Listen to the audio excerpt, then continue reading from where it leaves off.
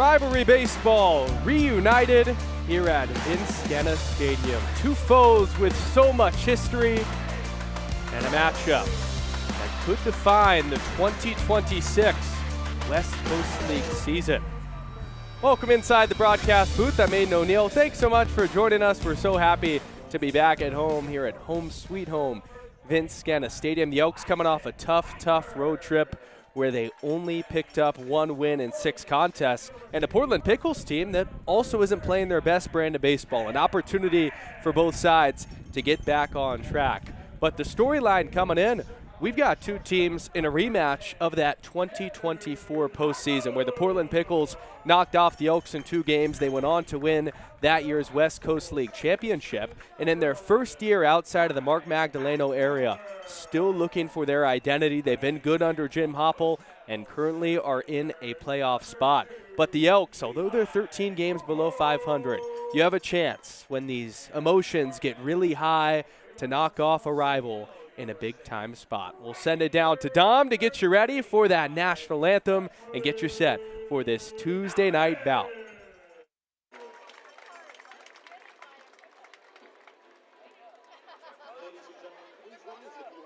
Move your caps for the performance of tonight's national anthem. The Star-Spangled Banner will be performed by Haley Strasser. Haley is a softball pitcher from Sisters who loves competing on the field and spending time around the game she's passionate about. Along with softball, she enjoys singing, hanging with her friends, and country music. Please welcome Haley as she performs our national anthem.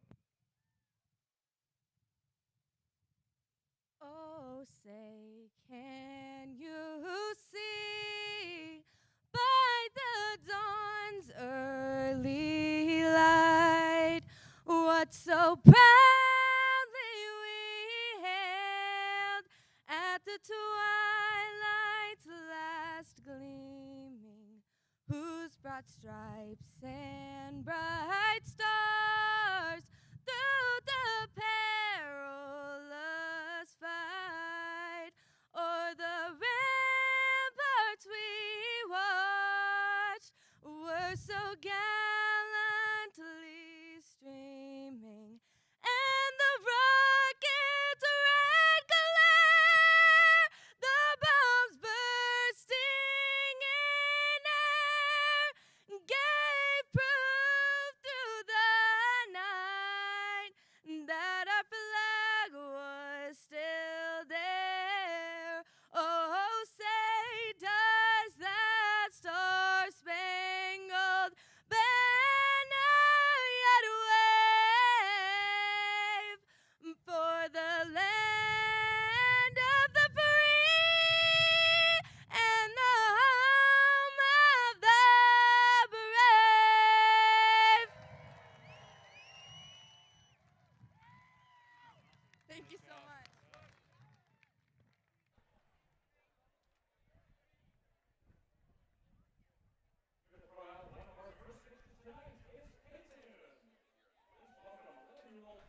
An incredible national anthem getting us going for this matchup. Thinking back to last year when these two faced off here at Genna Stadium, there were some rainouts at Walker, just like this year, that forced a doubleheader here at home for the Elks, and all the emotions came out. The Elks ace, Eric Pajunas, went deep into a game. Both sides almost had the benches clear, so you know the tenacity is going to be there, and it's ultimately about who comes to play when those lights get the brightest. Beautiful softball first pitch, just off the outer edge. And Patrick Galvin will get set for his warm-up pitches. Elks in their gold tops, white caps with the white bottoms. And they'll face this Portland Pickles team that has a whole lot of talent.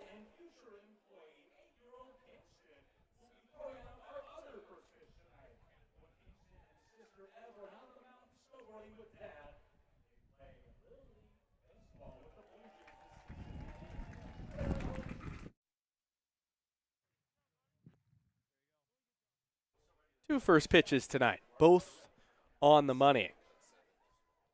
These Elks, after yesterday, waiting to get back off the schneid. This year on the road, just 6-18 they are. here at home, one game below 500, and happy to be back here in Bend. Nice, let's go! We'll give it to Patrick Galvin tonight, the right-hander of Seattle, Washington, out of Seattle University. Been an up-and-down campaign so far for Patrick Galvin, but the first time that he'll be pitching at Vince Genna Stadium. Galvin 1-1 with a 9.45 ERA in 6 2/3 innings pitched. 8 Ks to 9 walks, so limiting that free pass will be key, and that's where you see the 2.25 whip. Still a guy with good stuff. And you bet those juices are flowing. Much different pitching in front of this packed outhouse versus on the road in hostile environments. And a gorgeous day. Had over 1,500 tickets sold pre-sale. And these fans, whether Pickles or the Elks on both sides, showing out under the Tuesday night lights.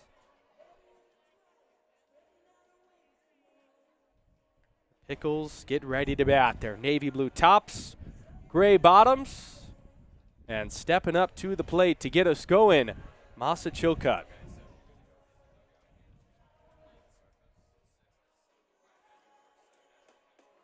Chilcutt's been a guy the Elks have started to get used to at the top of the order. Elks currently lead the season series 2-1. As Patrick Galvin will look in to the catcher and Pfeiffer. The first pitch of the ball game is at 89, right at the knees. And we get started at 6:39. Chilcutt's been good, an average just a tack under 300. An ideal leadoff man, but he'll swing through the 0-1, now 0-2. Galvin's last outing came against the Corvallis Knights last Tuesday. Just went 3 2/3. Gave up 2 hits, 2 walks, and 3 Ks with 2 runs allowed. 0-2 heater misses down and away to his catcher and Pfeiffer.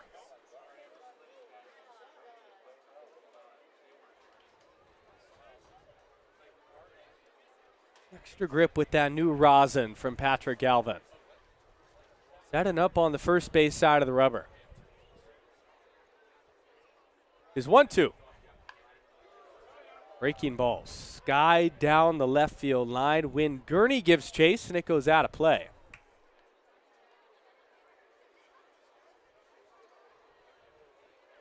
After Chilcutt, Cody Nidowitz, then Kai Maltz, and M.D. Connor. After them, Elijah McNeil, Grafton Stroop, Joel Ramos, Braden Gutierrez, and Caleb Duncan to round out the starting 9.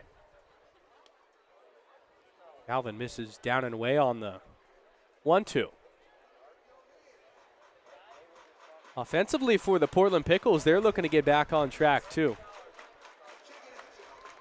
Elks have been towards the bottom of the league in offense. Pickles hovering right around the middle of the pack.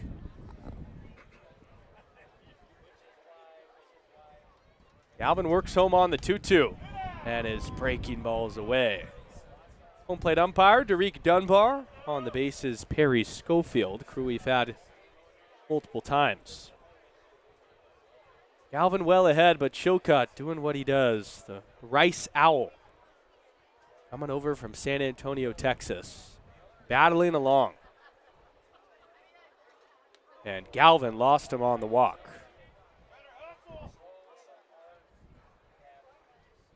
Chilcutt's got speed, so Pfeiffer had to chase after that to make sure he didn't stretch it into 2.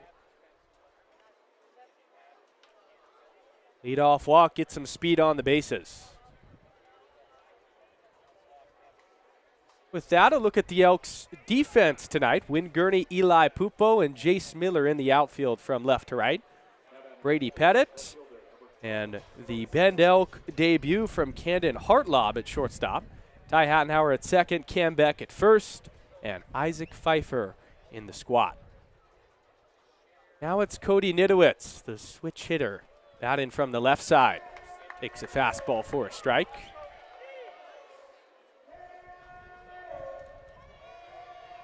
The majority of the top hitters in the Pickles lineup an average around 300, playing in a hitter-friendly park at Walker Stadium.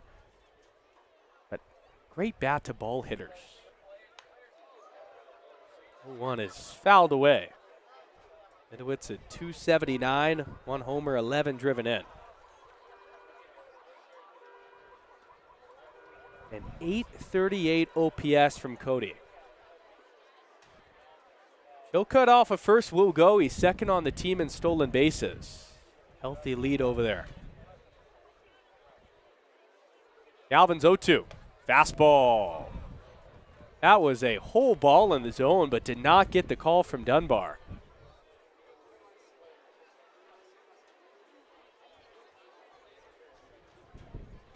Perfect location. Galvin will look to replicate that pitch. Ground ball would do the trick, get him out of this jam. Peter misses in tight. Nidowitz coming from the University of Portland, staying at home with these Pickles. They've had no issue when it comes to building a roster, with Mark Magdaleno wheeling and dealing. Chill cut goes. Fastball called strike 3. Throw down to second. Double play. A strike him out, throw him out. Nidowitz took a pitch that just caught the outside corner. And although Pfeiffer's throw down to second was offline, great tag from Hartlob. Taking another look at it. It took Hartlob to the backhand, but he swiped that down quick. And to get Chilcutt with all his speed, you've got to be efficient. So you're happy to face Kai Maltz. Best hitter on this Pickles team with nobody on base. Maltz in the hunt to potentially win this year's batting title. Currently the league leader at 385. 2-0. Santa Barbara, California native, goes to UC Davis and still coming into his own in the box. When we saw him in Portland, the bat-to-ball skills jumped off the page. And you see, even from a young hitter, good plate discipline too, knowing his strike zone. Rarely in the West Coast League are you going to see an OPS over 1,000. And Kai Maltz, along with that sky-high average, 5 homers and 28 driven in. Galvin lost him on 4 pitches as Maltz fires his bat in frustration. Not the worst thing, though, if you're the Elks. Just putting Maltz on there. 2 away, and it's MD Connor. Looking back to that Elks 6-game road trip, where they really struggled has been the final game of each series when the bullpen is depleted. The last game they played here at Genna was that 31-0 loss to Ridgefield. Galvin throws a heater that misses low.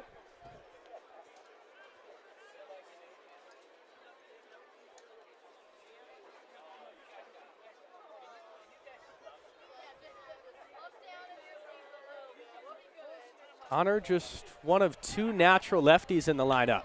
And he drives that one to deep right field. Miller's going back. He's at the wall, and it's gone. MD Connor, a 2-run shot, gets the Pickles on top in the first. His 4th of the year.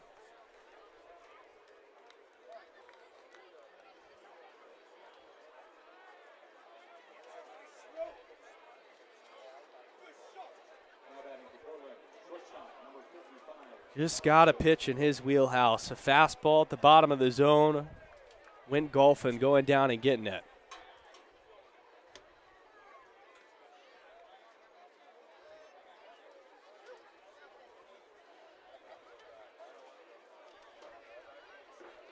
Now Elijah McNeil, one of the Pickles all-stars.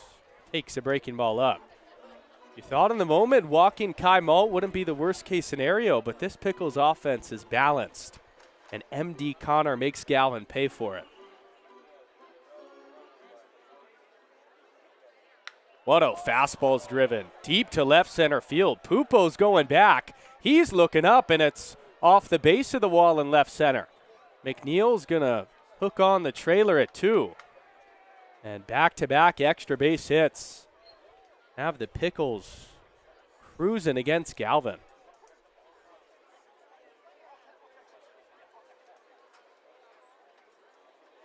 This forces the hand of Wes Harper, the Elks pitching coach, to go and chat with Galvin.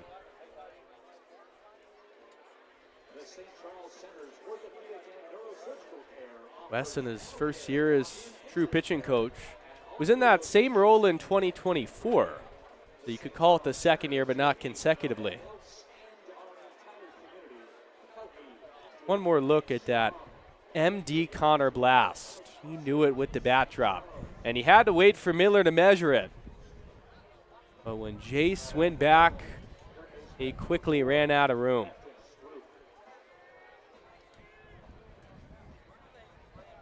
This park is not a lefty paradise by any means. You got to really get it up there into the jet stream to watch it fly. And Connor did exactly that. 2 away for Grafton Stroop. Foul back to first pitch he sees. The crooked number plagued the Elks on the road, innings that got them too far behind where then it was impossible to come back from. So when looking at this homestand, seeking to limit those crooked numbers, stay in games for the duration of the 9 innings. Group takes down and away. 17 driven in from Grafton, an average at 286.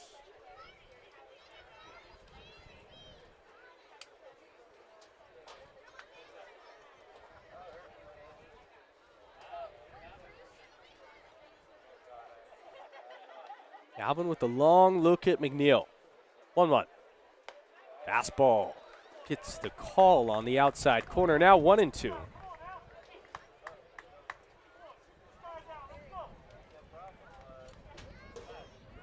In Seattle U. Bumpy last year. All came back to those base on balls. And tonight has struggled with the same stat. 1-2 there, cold, strike 3 at the bottom of the zone. But despite the 2-run shot, Pat Galvin punches out 2 in the first.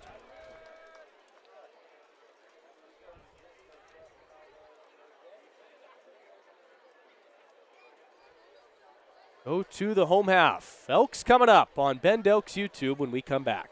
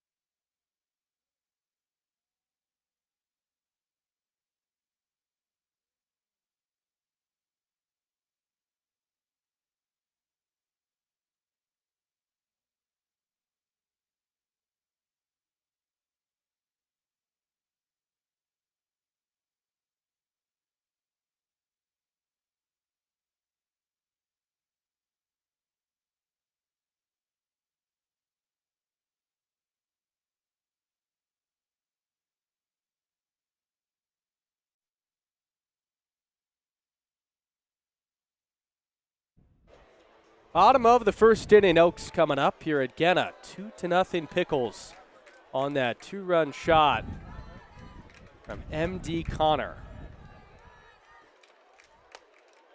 Byrne takes in on a fastball. In case you're just joining us, one more look at that shot in his happy zone. And just took a big launchy swing, putting that ball high into the air, not coming back. Gurney taps the 1-0 to McNeil at short, who's really sure-handed over there.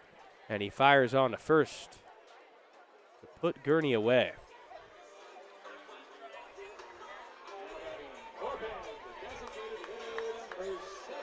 Bringing up Jordan Ortiz, the Elks lineup tonight. After Ortiz, Miller, Pettit, Pfeiffer, Beck, Hartlob, Hattenhauer, and Pupo. The lone lefty in there is Pupo in the 9-hole. An offense that is looking to explode. It's been really hit or miss, especially over their last 10 games. Either an extreme outburst where the team puts up over 10 runs or nothing at all. Ortiz has been nursing a hand injury, but back in the lineup, was not with the Elks on the road trip. KO has been swinging a hot bat all year. Popping that foul and out of play.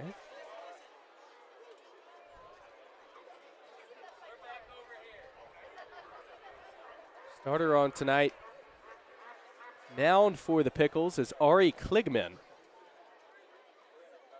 6.11 ERA and 17 2/3. 15 Ks to just 8 walks, though. Will fill up the zone. The Elks got to be ready for it. Ari's breaking ball is a good one, but a generous call by Dunbar at the bottom of the zone. Kligman was roughed up his last time out against Springfield on July the 21st. 5 runs allowed, 7 hits, and just 1 strikeout in that one. This is high to Ortiz, 2-2. The Pickles have arms for days. That's what set them apart the last couple of seasons under their current reign. The 2024 league title, and then last year just falling short to the Bellingham Bells in the championship. Ortiz measures that 2-2 and fouls it right back.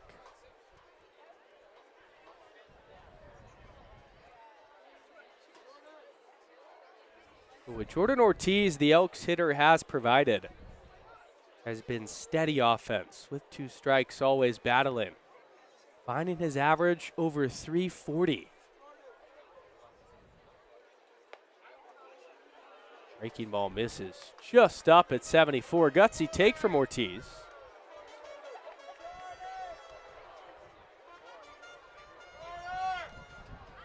Jace Miller waiting on deck.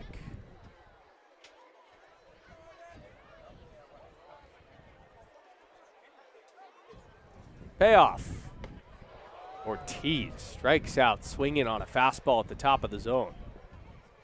Kligman lit his eyes up at 88.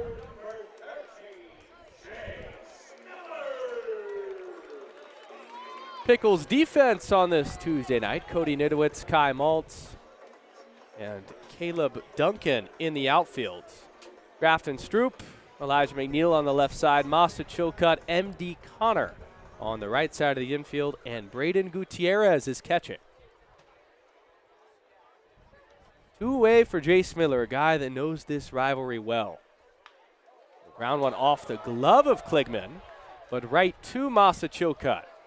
And that will end the inning. Elks go down in order. The second when we come back.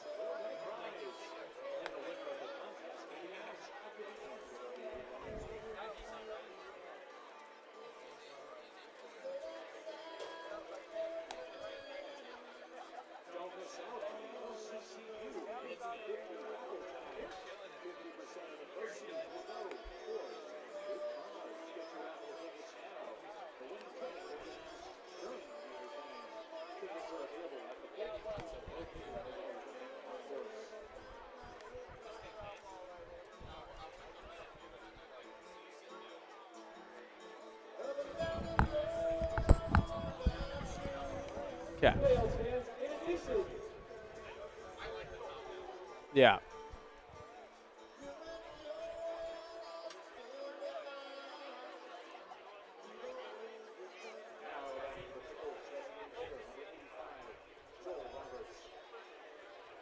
Welcome back here to Vince Genna Stadium, and shadows already here on this Tuesday night. Aiden O'Neill up here in the broadcast booth. Pickles strike first. Big swing from M.D. Connor. This offense clicking early, and the Elks looking to settle in, coming off that tough road trip. In front of this packed house, these fans with high expectations, a year coming off their first playoff win since 2015. This year just hasn't been the same. At 16-29, losers of 4 straight entering tonight. This is Joel Ramos. Takes behind him on a ball. Galvin tapping his chest, saying no intent behind that at all at 86. Ramos, Gutierrez, and Duncan, 7, 8, and 9 in the Pickles lineup.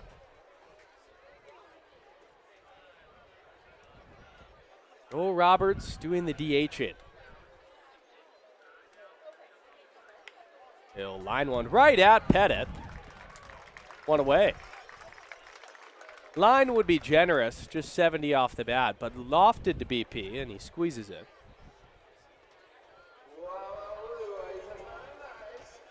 Turning the page to Braden Gutierrez.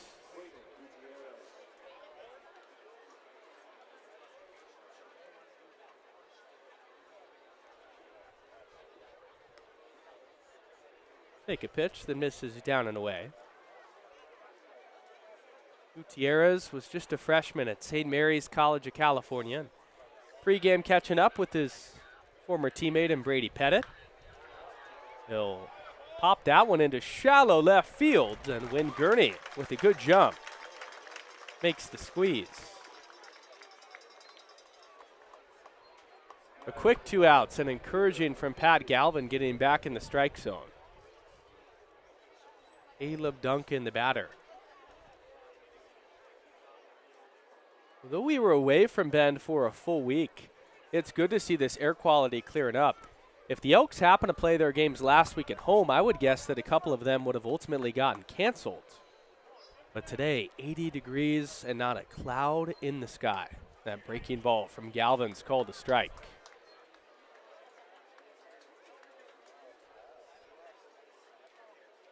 Caleb Duncan looking to flip this order back to the top. 281 average with 10 driven in, and calls time from that right side.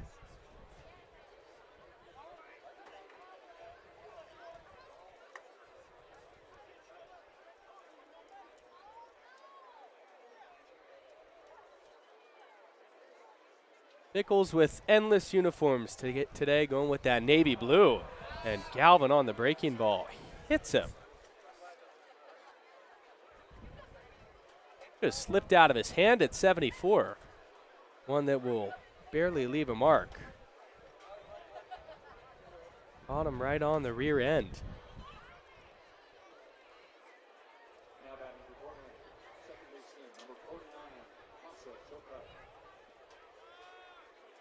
Back to the top of the order, 2 away from Masa Chilcutt. That grandstand just beyond the Elks dugout, also packing out tonight. They heard the hype of this game coming in. Matchup that draws a lot of eyeballs.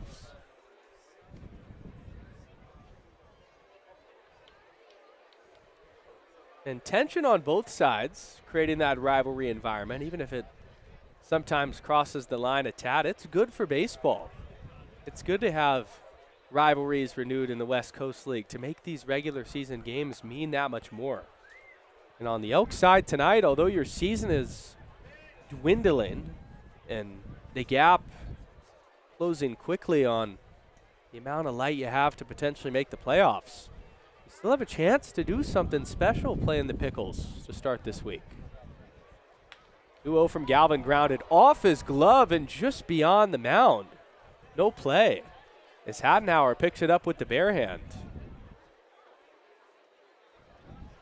That'll go down as an infield single, just 80 off the bat. You're taught as a pitcher there to knock it down, But if Galvin were to do it again, would have liked to have let that go through. I believe that would have been right to Hartlob at shortstop, and he could have picked it up and touched second. 2 on base for Cody Nidowitz. Already a golden chance for the Pickles to put themselves well up.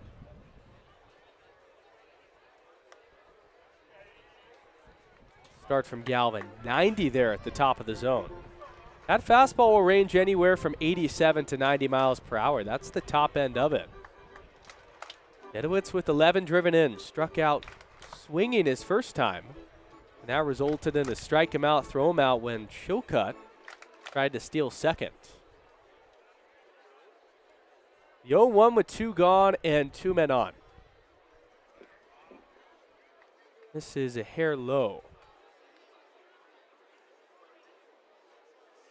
Nidowitz and Isaac Pfeiffer, 2 teammates. One doing the hitting, one doing the catching, just a matter of feet from each other. Slight shift to the pull side for the lefty. Now 2-1. That heater at 91 that time. Galvin ramping it up. Nidowitz this last year at Portland, 165 at-bats and hit 279 with 21 driven in.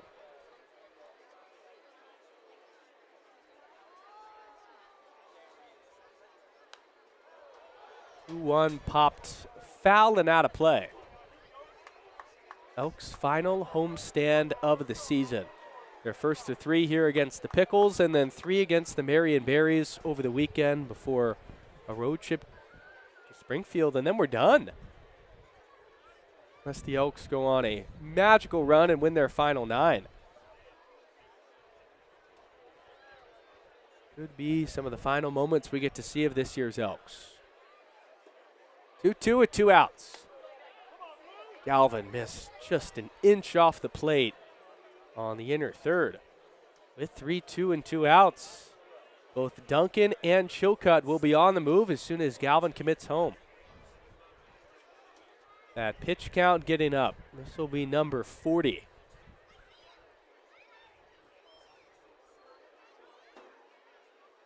Galvin walked him. His 4th free pass given up. Loads the bases.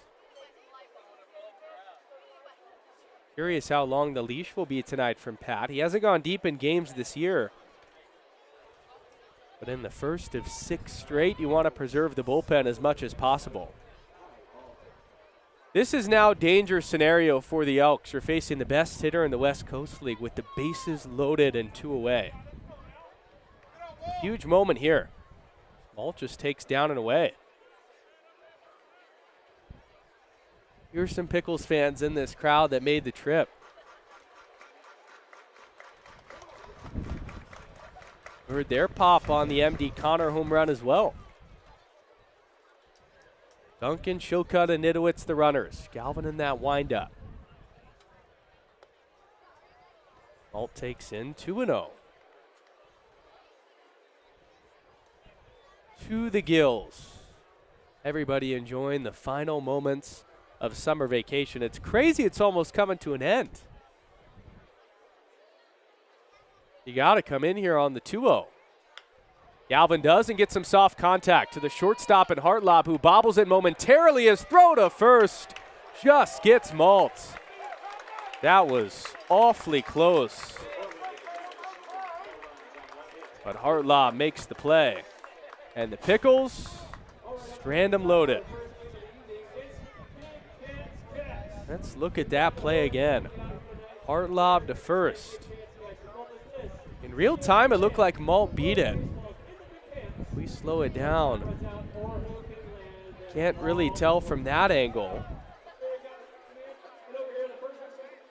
This should be the one that gives us what we need. Back stretching at first. Sprinting is Malt. Whatever it was called on the field would have probably stayed that way after replay review. We'll go to break and be back after this.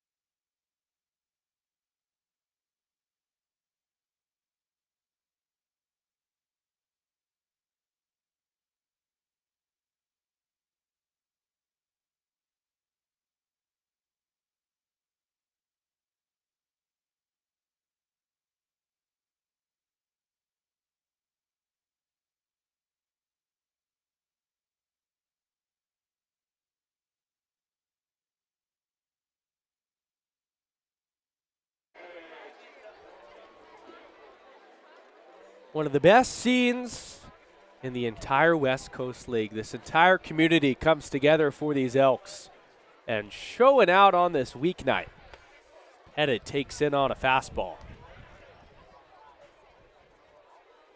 Nothing like coming to Genna Stadium, the old school environment. Had our jazz band performing when everybody walked in tonight, just like every Tuesday. But felt a little different. The buzz changes when the Pickles come to town. And the fans absolutely got the memo. Pettit, Pfeiffer, and Beck this inning, hitters 4, 5, and 6 in the lineup.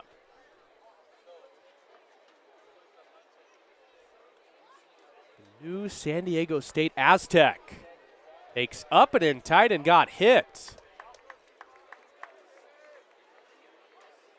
Brady Pettit will head down to first. The way that sounded, it either got the elbow guard or, I don't know, maybe even the bat.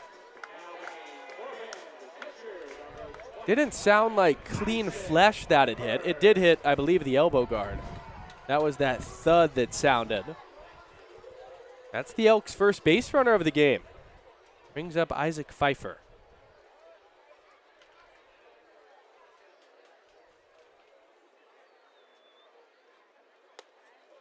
Fife takes up. Caught up with Isaac Pfeiffer pregame from Tualatin, Oregon. Has played at Walker Stadium many times growing up as a kid, and this matchup against the Pickles means a little something extra. Up and in, watch out. Just after Pettit got hit, Pfeiffer has to duck out of the way.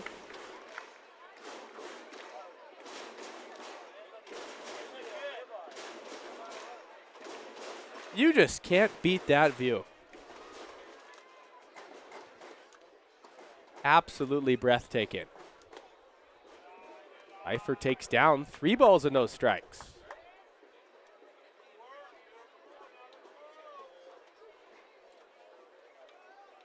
After Kligman was impeccable in the first, he began to lose his command a tad. Pfeiffer walks on 4 pitches. And the Elks get their first 2 runners on base here in the second.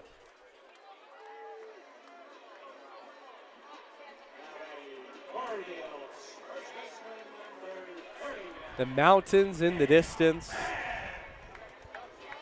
The town of Bend that grows by the minute. And no smoke in sight after that fire in Sisters that has brought smoke into the area. A lot of homes affected. We're happy to see everything start to now calm down. This is Cam Beck. Takes a fastball on the outside corner for a strike.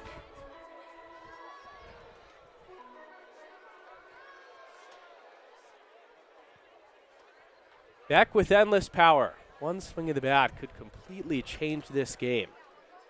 The Oregon State Beaver. Right back to Kligman. He'll go to second for 1, and an unconventional double play still turned.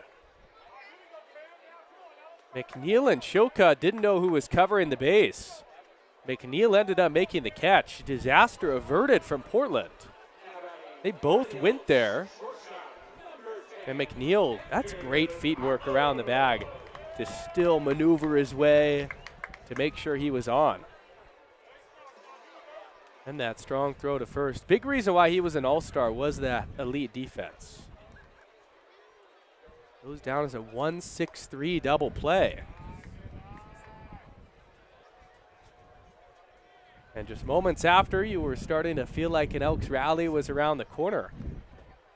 Completely goes away. But a 2-out hit would get them on the board from Camden Hartlob. Local product who takes up.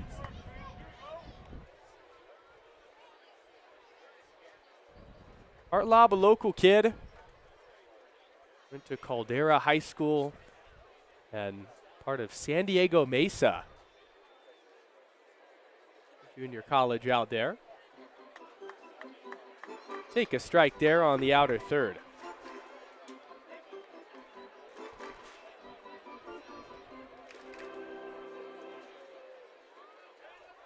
Bend, Oregon, showing us why it's the most gorgeous city in this great state. Did Hartlob get a piece of that? I'm not sure he did. Here comes Pettit. He'll score stand-in. And the Elks are on the board here in the second.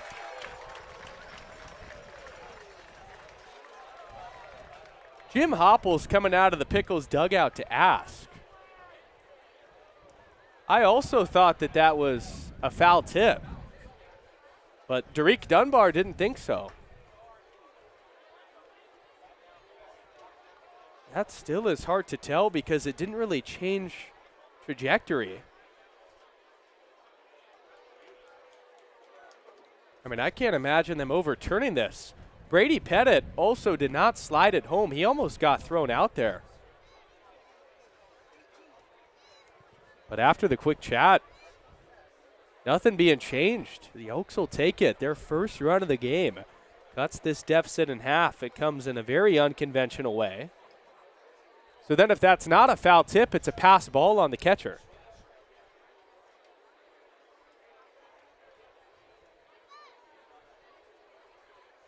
Two to Hartlob. And he'll line one into center, but it hangs up for Kai Mull to end the inning. Elks get their first two runners on via free pass, and Brady Pettit comes in to score on the pass ball, 2-1. Pickles on top when we come back.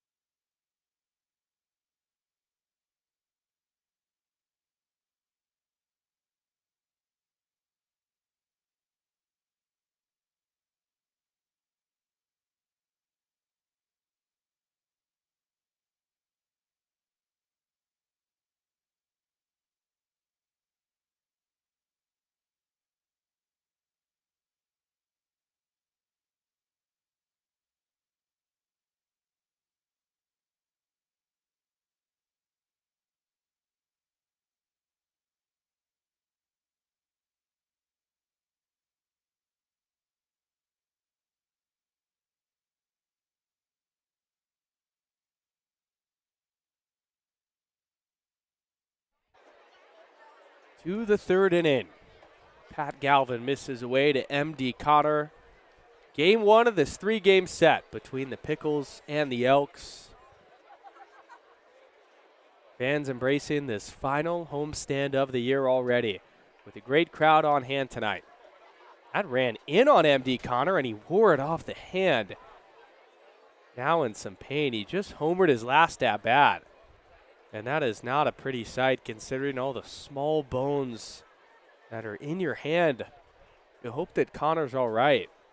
That got him square off of the hamate bone.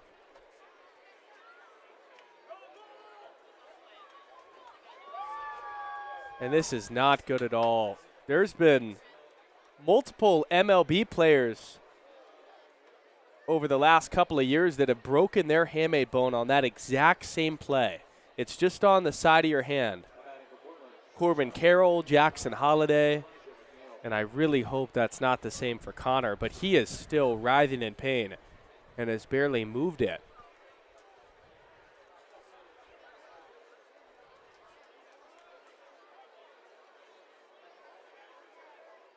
Keep an eye out on Connor. Now Elijah McNeil steps up. That's 5 free passes out of the hand from Patrick Galvin.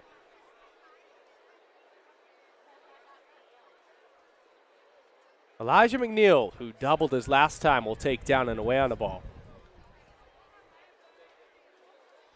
Those Pickles got the bats going early. McNeil with a liner into left center field. Almost got all the way out of here. Where's to bunt, but pulls back and takes. Also from UC Davis, just like Pickles star Kai Mull.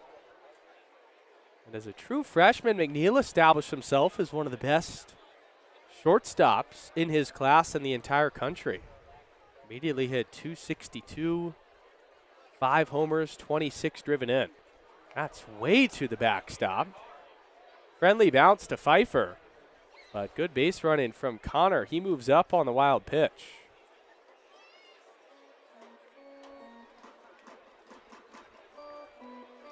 Still looking down at his hand, but encouraging to see him running the bases, meaning he's feeling all right.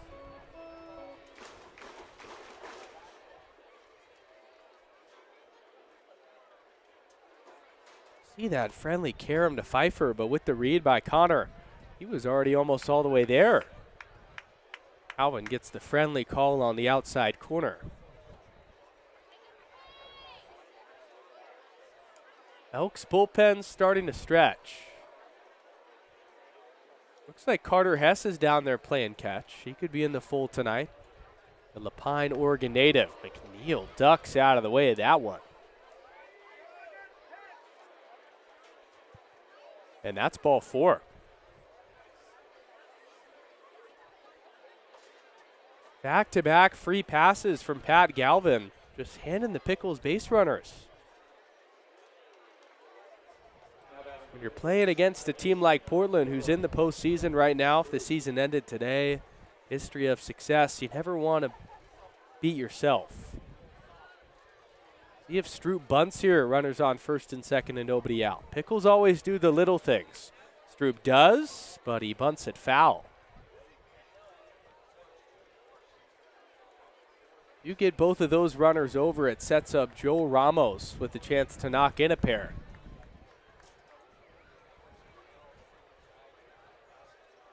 Fundamentally sound group the Pickles are and have established themselves as exactly that. The success not being out of coincidence. Group squares again, pulls back. And it missed down and in. If Pfeiffer stuck that pitch in the zone, that's called a strike, but it fell out.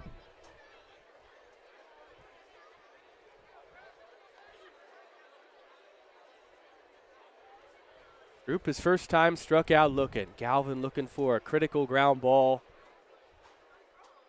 or to put out one of these runners on a bunt. Squares again and takes a strike. Group thought it was a ball, and it was.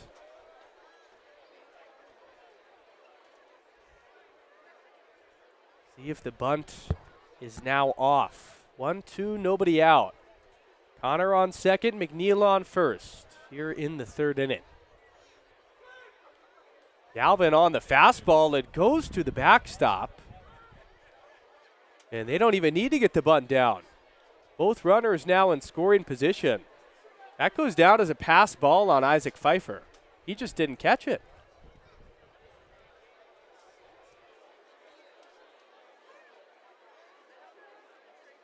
I don't believe that ball hit the turf. Elks are going to shade the corner infielders in, keep the middle back. Galvin looking for a K.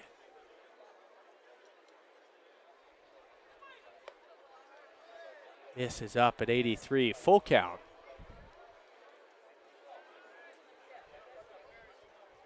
Stroop in an early RBI chance. Has 17 driven in this year. Clean distribution across the board with these hitters. Stroop times it.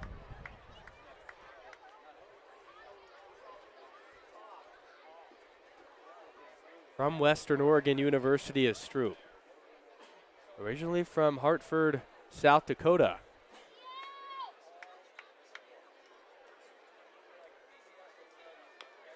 Chops that one. Back to Galvin. It forces the runners to hold. His throw to first on one hop is miraculously dug out by Cam Beck. That was disaster averted, and Galvin knows it, pointing it back, saying, "Thanks for saving me." This goes by, Beck, it very well scores multiple runs. Just chopped off the plate. Galvin fell off the mound. But a huge putout, just as good as a K ultimately. See the look on the stop there from Beck again. Any way to knock that down was a success. Infield stays back for Joel Ramos.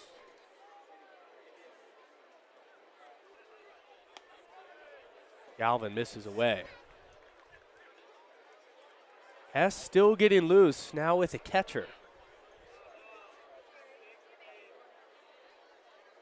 Would assume Carter is next.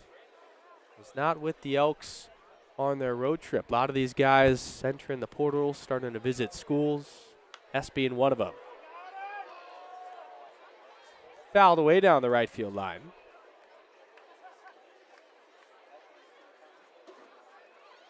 Ramos just flipped one to the third baseman and Brady Pettit. First time through, Pettit squeezed it. Anything similar to that case scenario the Elks would take. This will be pitch number 60 from Pat Galvin, just this third inning. 1-1 with one away. Where's the bunt?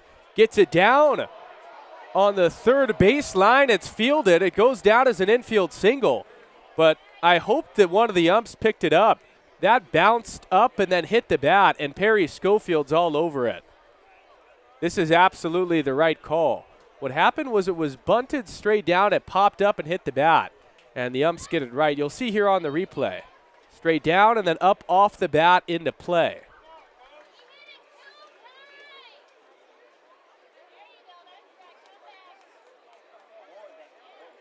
It was remarkable that off of that double hit that it just sat inside the third baseline. That's a rarity too. If this ultimately wasn't called a foul ball, it would have been an infield single. Nice job by Perry Schofield in the field picking that up. Puts Galvin ahead in this count, 1-2.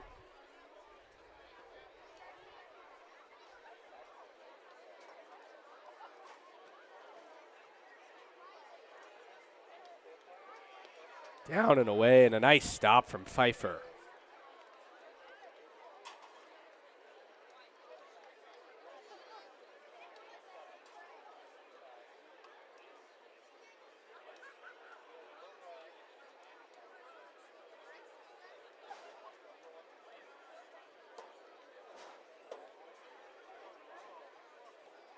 Two. Popped up. Foul territory. Pfeiffer and Pettit give it a look, but it's a souvenir.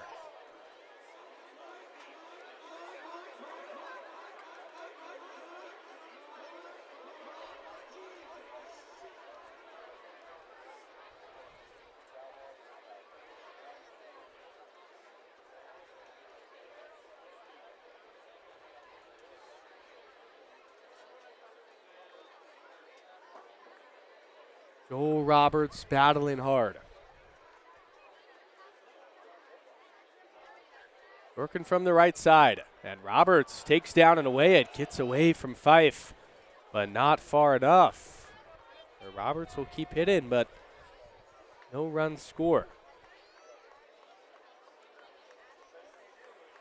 Roberts does have 12 runs batted in. Average under 200 so far this summer. That's where the Pickles, if they can start to get production from the bottom of their order, everything will start to matriculate together. This is a big pitch. Full count, one out with two runners in scoring position. And Galvin got him. His first strikeout since the first inning in a huge spot. And it's the bender at the bottom of the zone. Fooled Roberts. Snapping break. Roberts couldn't catch up with it. Two away for Braden Gutierrez. Way early on that same pitch. Story thus far has been the Pickles leaving runners on base. They only have so many of these opportunities. Seeking a 2-out hit. Gutierrez takes a strike. It's 0-2. The stuff in these last two batters, Patrick Galvin is starting to figure things out. This time working Gutierrez backwards with the first pitch curveball, and then that fastball shaving the outer third.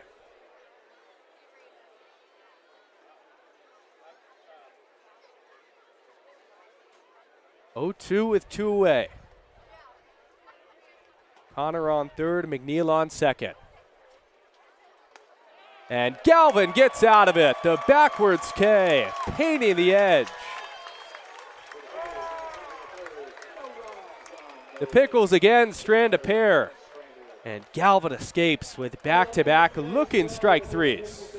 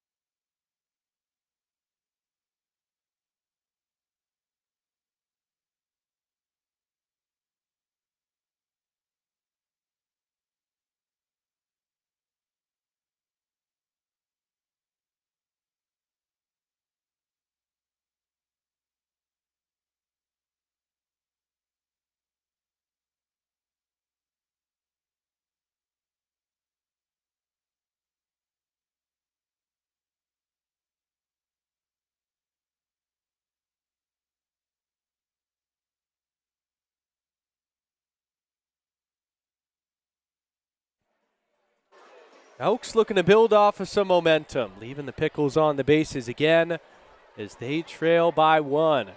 And the stands only getting fuller as we go on tonight.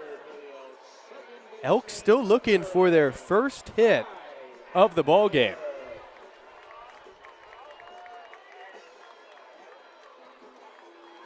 Ty Hadenauer will get things going. Shortstop out of Caldera High School. Hadenauer, Pupo, then the top of the order.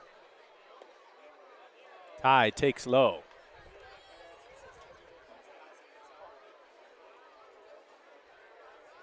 Speaking on the no-hitter during last Saturday's game, Elks were no hit for 7 2/3. Ty Hadenauer on that broken bat flare has the Elks' first hit. Tonight it's broken up in the third. Sometimes you don't have to hit the ball hard to get rewarded. I think that broke the bat of Hattie, but right back up the middle. And Masa Chilcutt had no play.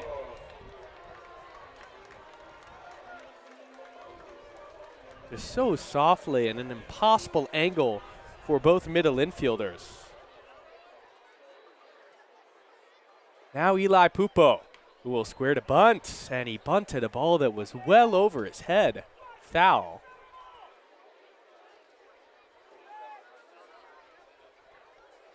Just looking to reset and recalculate.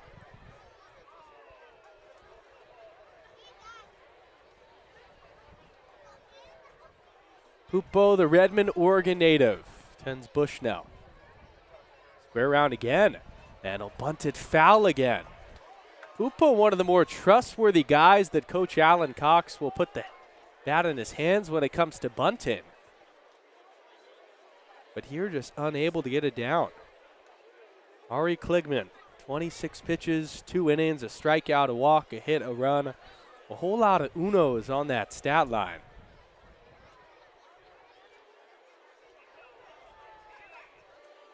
Now Pupo choking up on the bat.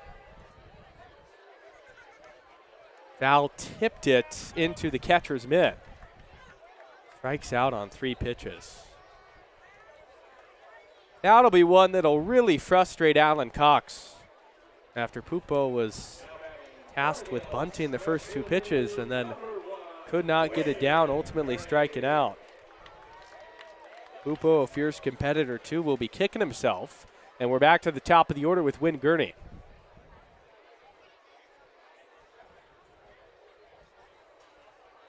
Gurney lines one into left for a base hit. Attenhauer up to second. 105 off the bat of Gurn. When he makes contact, it is scorched.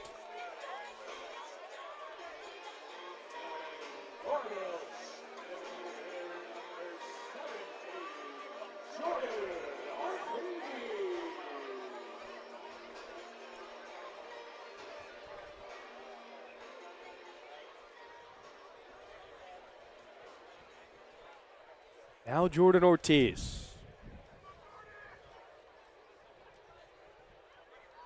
First time he struck out on a fastball up. Here he'll bloop one into shallow right. Chilcutt can't get there. This is going to load the bases. Ortiz almost gets back pick at first. Had to dive back in there. But this gives Jace Miller a chance with all the sacks packed. That's been the type of hitting from Jordan Ortiz all year. Sometimes it's not hit scorched off the bat at all, but he can just share a smile knowing I got the baseball gods on my side.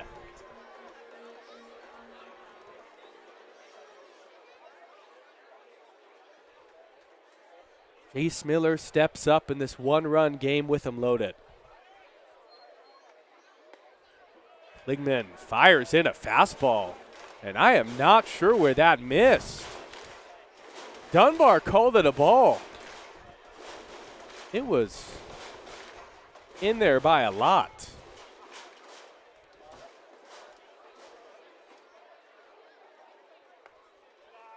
Jace will take that one actually low. It's now 2-0.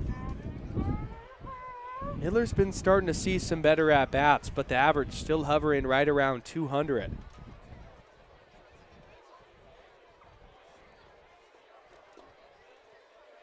Nine runs batted in, and here he'll ground one. It could be 2. Chilcutt to second for 1, the throw to first, a double play, and that'll end the inning. 4-6-3, the Pickles go. Still 2-1 Portland. Chilcutt had a range to his left. That strong arm from Elijah McNeil on the back end was enough.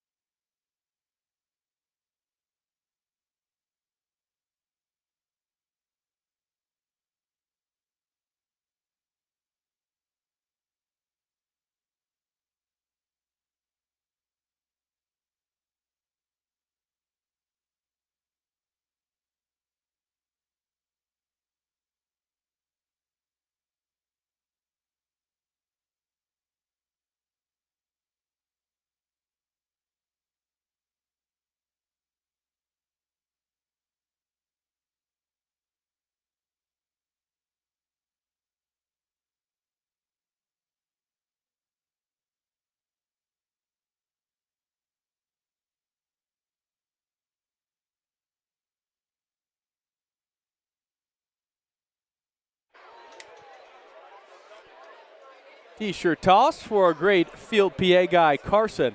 Fans getting rowdy. They were all getting up in their seats looking for their own T-shirt. That new cannon is powerful, though. It shot over a lot of the fans.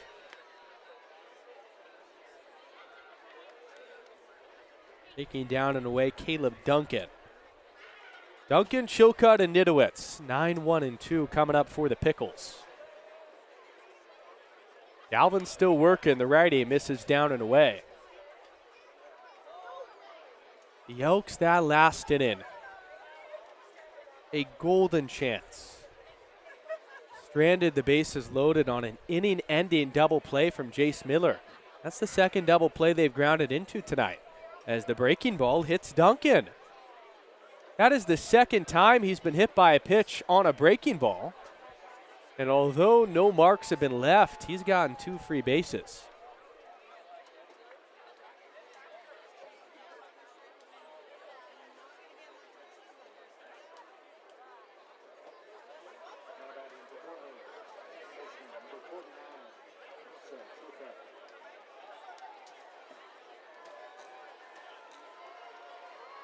Top of the order coming up now, and Masa Chilcutt.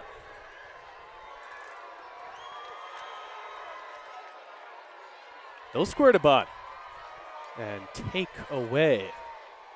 Pickles not afraid, no matter the stage of the game, to work their small ball.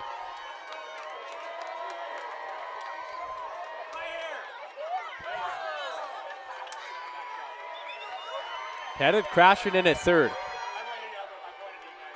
Up and in, Chilcutt pulls it back and takes. These fans still going off for the T-shirts. If you would ask 80% of them, they would not know what the count is right now. 0-2? No, 2-0. Dialed in. Anything free just lights up the ears of the peers. Slider misses away. 3-0 from Galvin. Whether it's mental or physical, I say it all the time. There's something about the opposition bunting that in the head of a pitcher can make it difficult to throw strikes from time to time.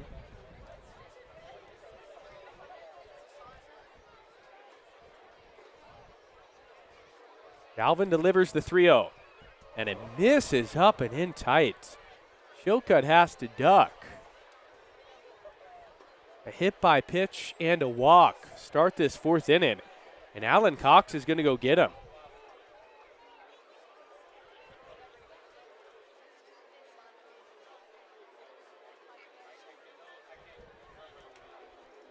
Signals to that pen. So Patrick Galvin gets a handshake coming off the mound from Alan Cox. Both of those runners will be inherited, and Patrick Galvin will hope that his teammate in Carter Hess coming out of the bullpen can limit the damage. Galvin did strike out 4, but he walked 5. And Carter Hess in front of this packed crowd, the man from Summit High School, toes the rubber when we come back.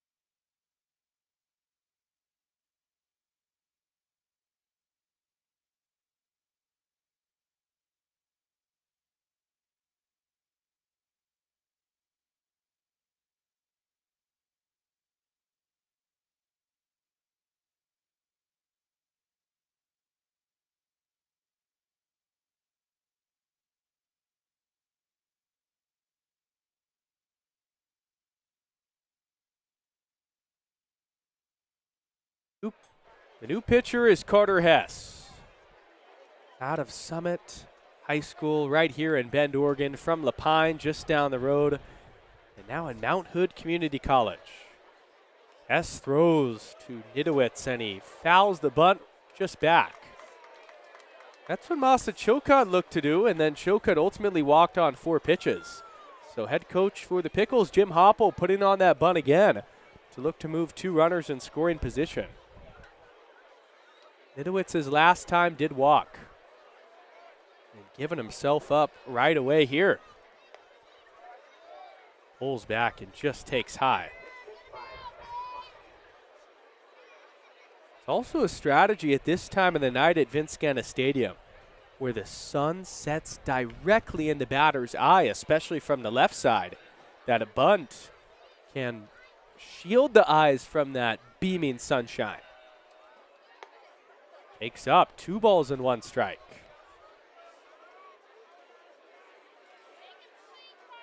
Carter Hess last pitched against the Ridgefield Raptors in that game where the Elks lost huge last Sunday.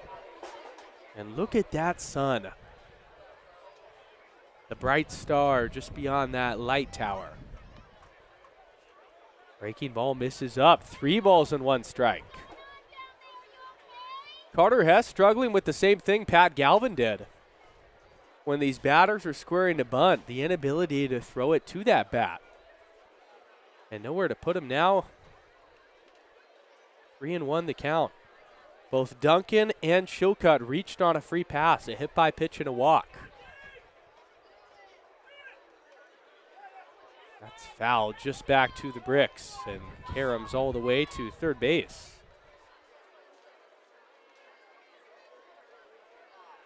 Hess as good of a dude as you'll come around with these Elks, beloved in this community. And you hear that extra cheer when it comes to a local product playing here at home. Fans embrace it. This could be 2. Hattenhauer boots it at second. His only play is to first. They get the force out. But that was a tailor-made 4-6-3 double play on a silver platter. Hattenhauer will be kicking himself. Nidowitz does run decently well, but you'd like to think if that was clean around the horn. Elks are closer to negating this rally. Instead, Kai Malt steps up with 2 runners in scoring position. Malta's last time in a similar spot grounded out. And he pops up here behind home plate and foul.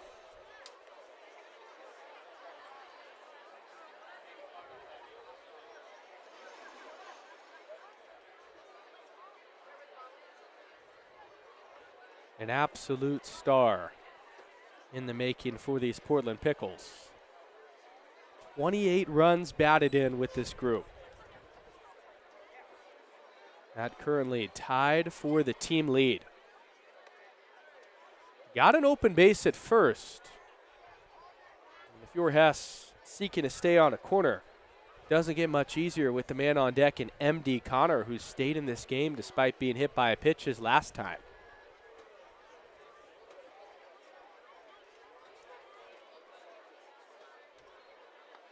Check swing, called a strike.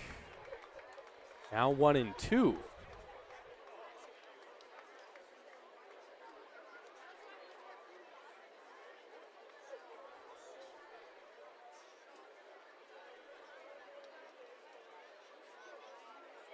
Hess sent in the spot. And he got him looking. Carter Hess. Perfect pitch at the top of the zone. A huge second out.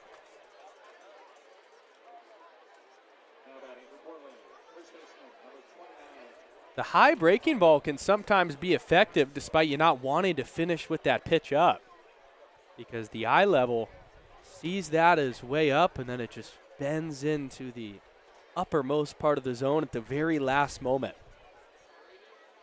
But 2 away, it's M.D. Connor who takes a strike on the outside corner. Connor with the big swing that came in the first inning. The reason why the Pickles are on top here by 1.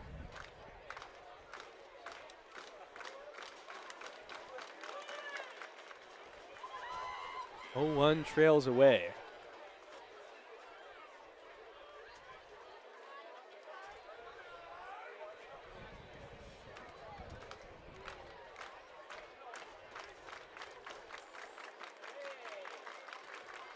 Connor with that shot catapulted himself to the team lead in RBI. And he'll foul that one away.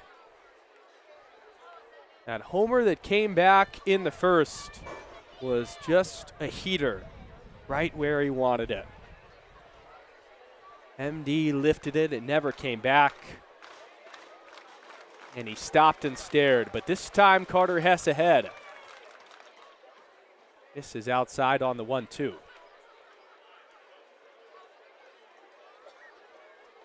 Back to that last at-bat, MD Connor was hit right on the side of his right hand. And with how much pain he was in going down to first, it looked like he likely would not continue in this game, but he finds himself up once again. Ground ball right back to Hess, off of him on the rubber. He picks it up, throws to first, and gets out of the inning. Outstanding job from Carter Hess, who entered in a difficult jam, and the Pickles could not score.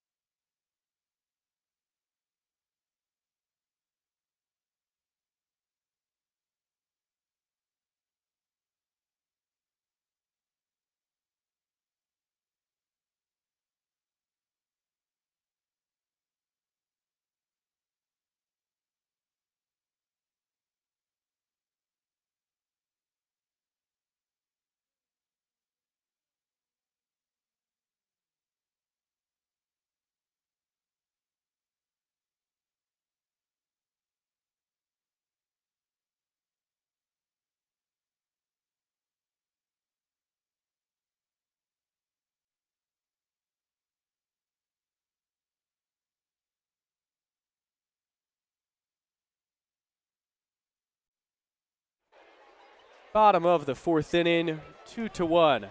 The Pickles on top. And Elks fans, before we continue with heavy hearts, we'd like to take a moment to thank and celebrate longtime Bend Elks fan Del Van Camp. A supporter of Bend baseball for 20 years, Del passed away earlier today, and him and his family are in our hearts during tonight's game. Del was a kind and compassionate man who loved this sport greatly, and he loved sharing it with his family even more. We're so beyond thankful to him and his wife Kathy for their fandom and support over the years. Coming to the yard today, hearing that was not the most pleasant news, and we hope God is with their family as they continue to process this difficult time.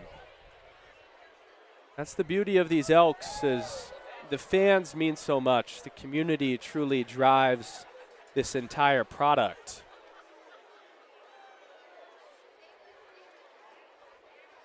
And there weren't many better fans than Del.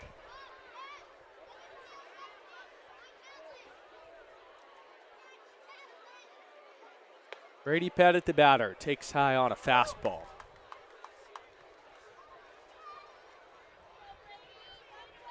Pettit, Pfeiffer, and Beck, hitters 4, 5, and 6 in the Elks order, just like that second inning started. Jason Ari Kligman, the righty. Pettit takes high. The Pickles so far, they could be up big if they cashed in on their opportunities with runners in scoring position.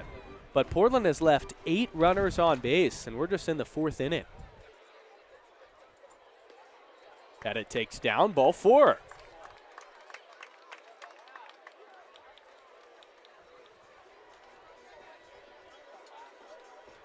Looks like Portland's got their custom chairs they shipped all the way from Portland tonight. Nice and cozy down there in the dugout, right near the rail.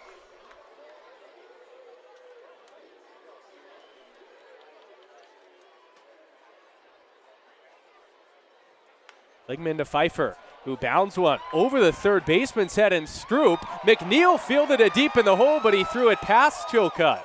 Great backup from M.D. Connor, the first baseman.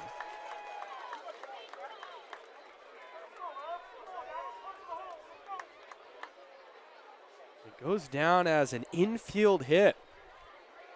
This was really no play. I mean, even if McNeil's throw there was on the money, there's a chance that Pettit slides in there safely.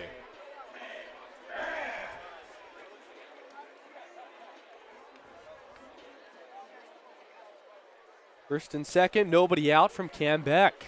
Elks, this is Groundhog Day relived from that second inning. Beck here thought about bunting, but pulled back and took up.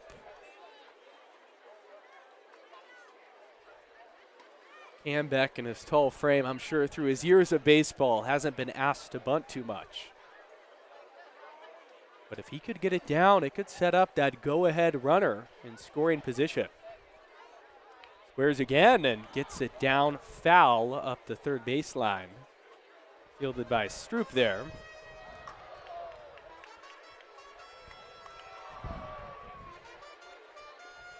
One of the best players in the state of Utah, coming out of high school and chose Oregon State because of how great of a program they've been.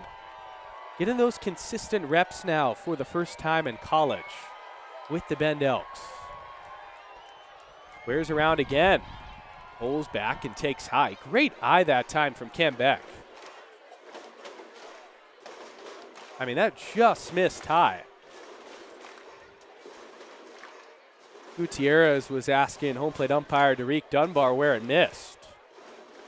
Pettit on second, Pfeiffer on first, and this crowd starting to jump. M.D. Connor's crashing hard in. Beck pulls back and takes low. 3 balls and 1 strike. The biggest pitch of the evening coming up for Ari Kligman. Young Camden Hartlob waiting on deck. Beck squares again. And he gets it down. Kligman's only play is to first. A well-executed sac bunt from Cam Beck.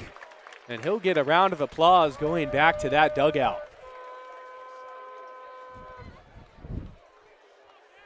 Feels like both teams are doing their best small ball impersonations.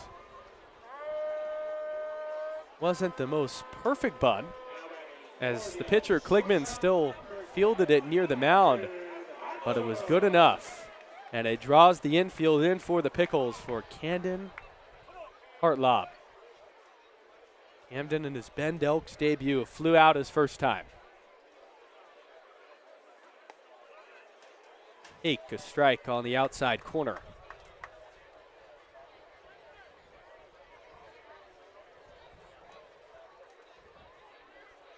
Kligman still efficient with his pitch count at 44, but the task hasn't gotten tougher than this so far tonight.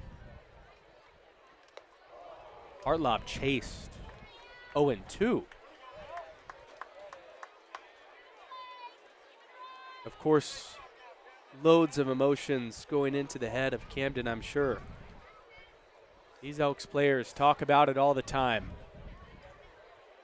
It's tough coming to Genna when you grew up watching these kids your whole life.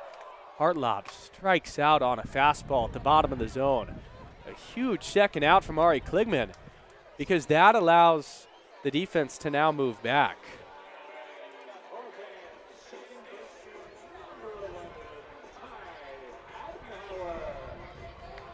How about another Caldera product? Looking for that money 2-out hit.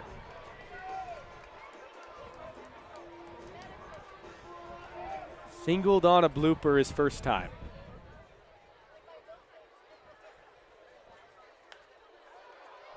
Ty skies that one down the right field line. Duncan gives chase, but it goes into the Elks bullpen.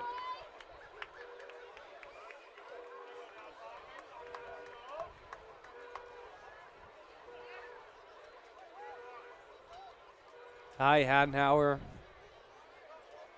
coming off of a true monster season at Caldera, where he played both infield spots on the left side.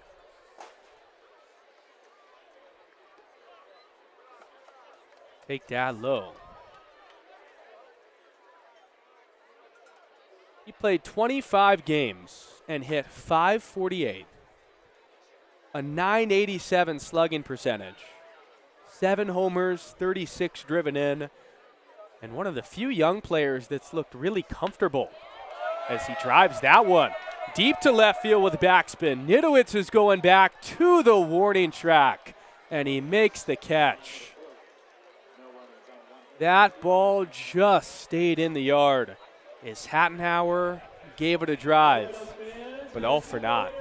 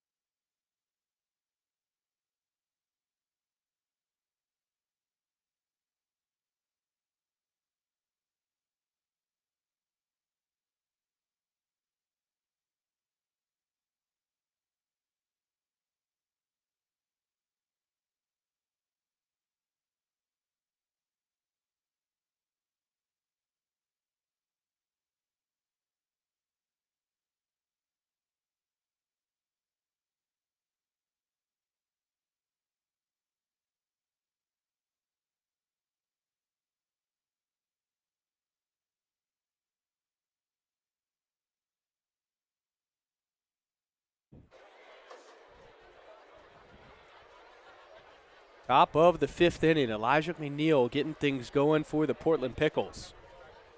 The story of both teams and their missed opportunities thus far. These pitchers have gotten out of tough jams. Carter Hess continues to work along and gets the strike call.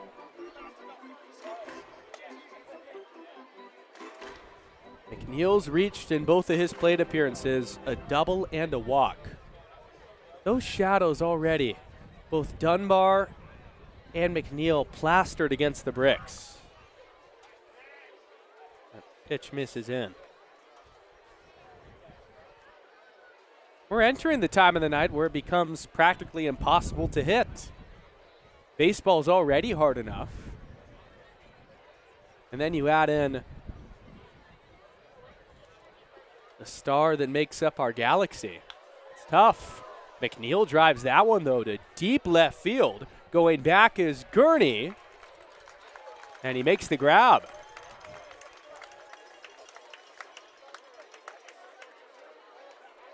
McNeil gave it a ride at 92 off the bat, and his ABs continue to be great. One away now, that American flag in the distance, and then the sunshine. People joke with the Elks ownership group that why don't you just flip the stadium? It's not that hard. Well, it really is that hard. Stadium that's been standing For a long, long time, one of the founding teams of the West Coast League. Stadium that's hosted the Bend Bandits, who were an independent league team in the 1990s. Countless of other baseball opportunities held in this ballpark. And the charm of the old school nature nestled into this neighborhood is what makes it so special. But if you were to redesign it, and say you go back in time and the designers of this ballpark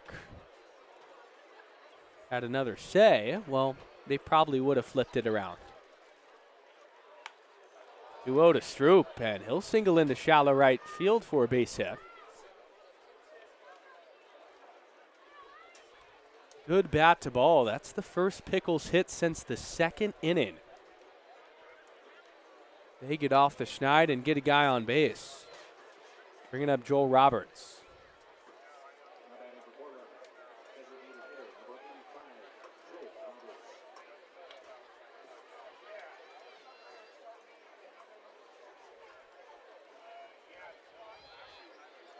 Roberts 0 for 2. Another blooper. Is anyone there? They're not. It falls past Ty Hadenhauer. Some tough luck from Carter Hess. 2 soft hit singles back to back. Sets up a rally for these Portland Pickles. This time around, Ty Hadenhauer was shaded towards second, looking to be in double play depth. And then it falls into his left. Carter Hess so far tonight, 22 pitches, an inning and a third, 1K, no walks. Those 2 hits given up, both coming from the last 2 batters. Gutierrez chases low.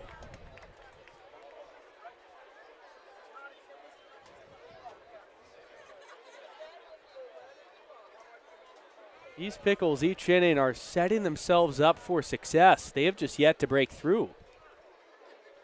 8 runners left on base so far. Gutierrez here will pop one up. Down the left field line, it's got some carry to it. Gertie's near the wall and makes the catch. Both runners have to retreat. Carter Hess holds his breath there as the longer that ball flew and its trajectory soared into the air. Had a chance to get out of here, but instead it stays.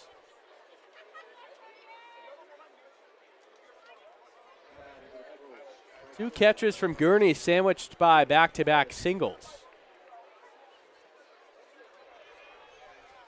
And 2 away for Caleb Duncan. How about that from a stat line so far? He's been hit by a pitch twice. A ball magnet. My goodness, that almost hit him again.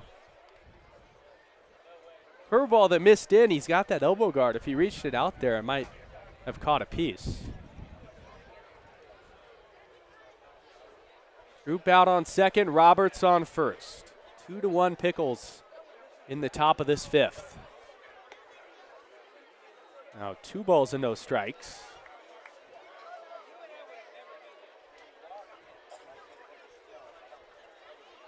Carter Hess, known for attacking the strike zone. It's his bread and butter.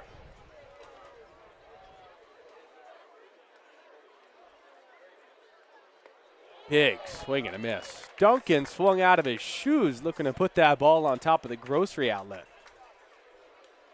Instead, he came up empty. One more look at it. I'm shocked the shoes stayed on. Booyah.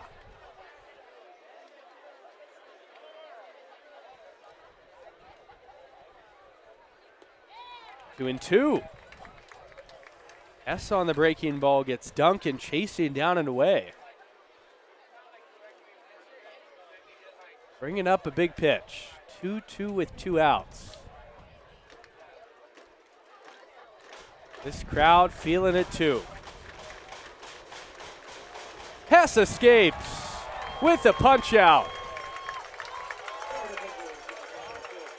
And the Pickles again leave a couple of runners on. It's 2-1 Portland. We go to the bottom of the 5th.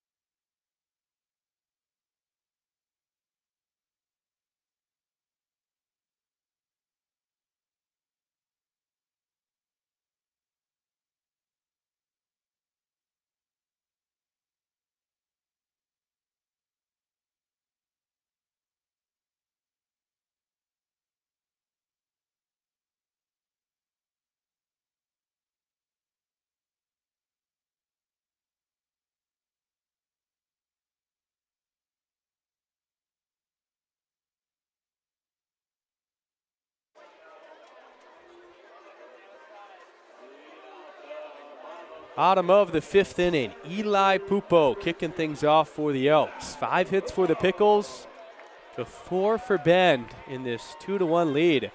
But the Pickles have had loads of chances to extend their lead and just have not. Pupo back up the middle, off the base and into center for a base hit. Exactly the design of Eli in the 9-hole. And he gets things going in this 5th. Even if this doesn't hit off the base, would have ultimately been a hit. Now Win Gurney will step up.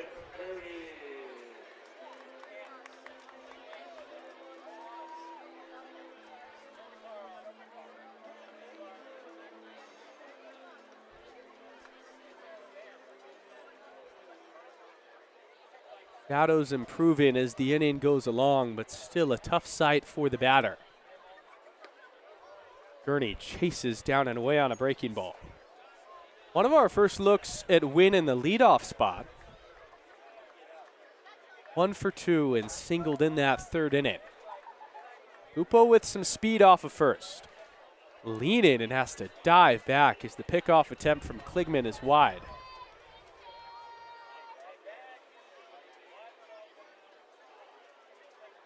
Pupo's got himself 9 stolen bases.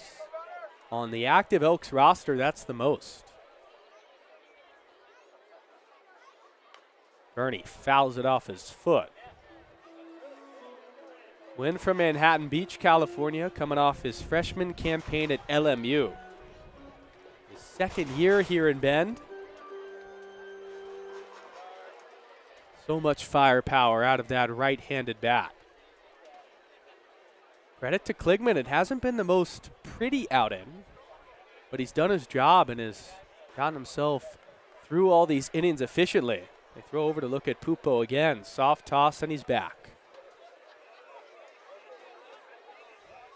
Kligman varying those deliveries also just makes the batter and Win Gurney think a bit more.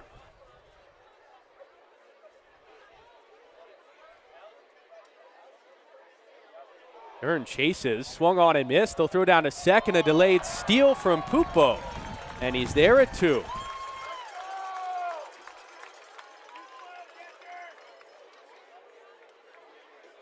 He went late and it caught the catcher and Gutierrez napping. Nobody was covering second in time. Or you could call that a wild pitch and he went as soon as it hit the turf. It's simultaneously connected where it's hard to tell.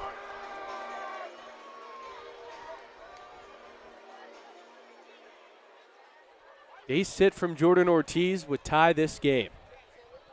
Now with Pupo up to second. Ortiz takes a fastball for a strike. Bayo picked up a single in the 3rd. Softly hit off the bat, just a bloop that did the job.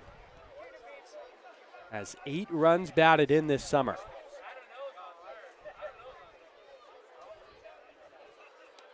Swings through that one. The 2 LMU Lions batting back-to-back at the top of this order.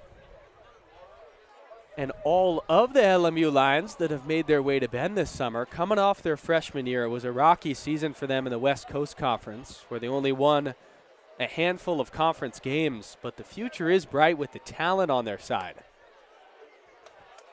And a West Coast Conference that is losing Gonzaga, that is changing as the years go along, UCSB joining in a couple seasons. LMU could be a team, if the pieces fall their way, they could start to make some noise. 1-2 with 1 out. Pupo on second. Kligman to Ortiz. Pupo takes off, and Ortiz pops one up to center. Pupo's got a sprint back. Catching it is Maltz, and Pupo slides in there safely.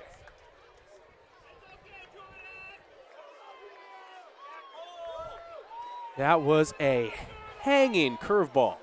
Ortiz is going to want that one back. Right down the heart of the plate. Good pitch to do damage on. With 2 away, it's Jace Miller.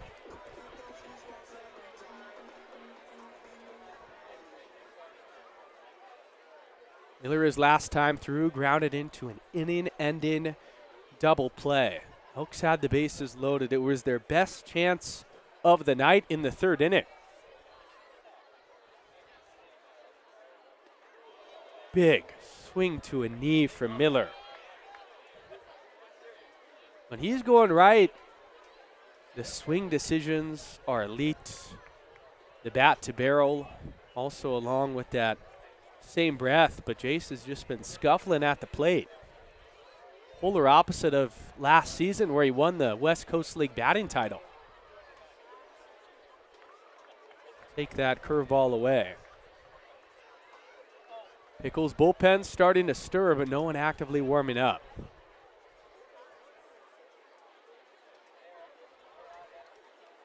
Regardless of what skid Jace may be on, though, you feel great with him in the box. He'll line that one into center field for a base hit. Pupo gets the wave around third. Maltstro goes into the cutoff man, and this game is tied at 2.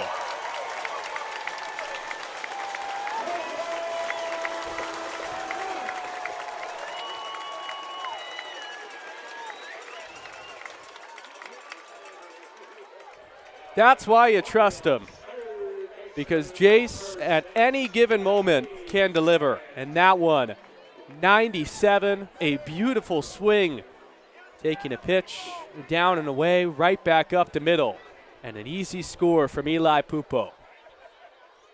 Miller's going to take off. A seismic jump on Kligman. It goes to the backstop, and it'll take a wide turn, but stay there at second.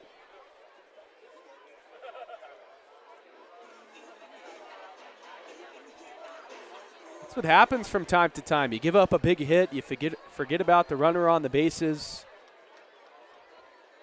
Only task you start to think about is getting that batter. Pettit takes the ball down and away.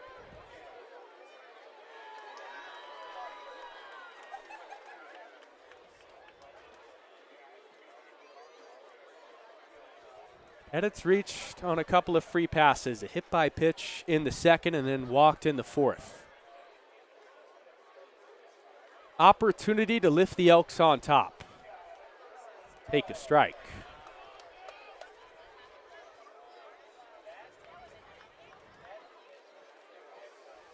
Time now called from Gutierrez to go and chat with Kligman. After that single, Pickle now starting to toss.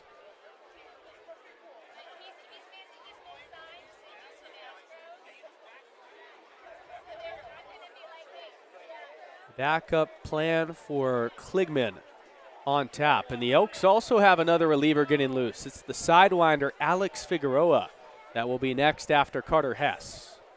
2-1 with 2 outs to BP. Miller on second. You're in the bottom of the fifth where Miller just delivered. Pettit this time takes low.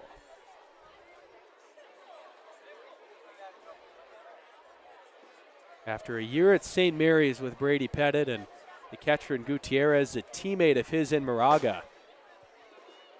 Now heading back home. Grew up in San Marcos, California, San Diego County, and becoming an Aztec. Foul that right back.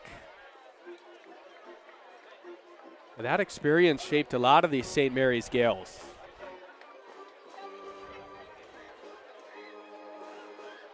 First time tonight we've seen Kligman in that pitch count get up there. Now it's 65, but in a decent spot if he could get out of it. Pettit working a tough at-bat. The payoff with 2 away is flipped to the first baseman and Connor, who dug it out. A race for the base, and Connor with the diving effort got him. Connor is shaken up. I think he either hit his face on the turf, the base, or Pettit got him with the cleat. But this effort, especially after being banged up from earlier, effort that wins ball games. Connor said, "Watch me do it myself." Keeps this game tied on the diving effort.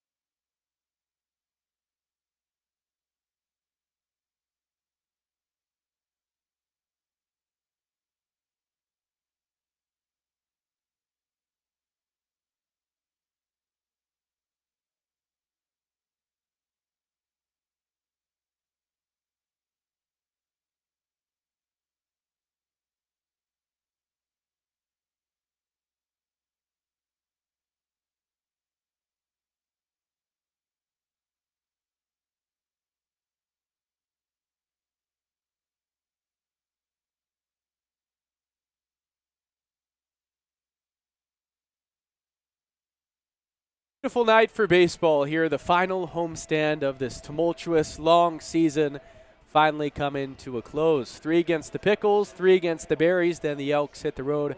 I made O'Neill up here in the broadcast booth. Thanks for joining us tonight. You see tomorrow night, 6:35 first pitch. Same thing Thursday, and all the same start times besides the Sunday night game at 5:05. Then the Elks go to Springfield. One final series just outside of Eugene, Oregon, against a surging Drifter squad that is making their case for potentially making the playoffs if they can keep winning in this second half of the year. Alex Figueroa, the new pitcher in the ballgame for the Elks, the side-winding righty out of Tucson, Arizona.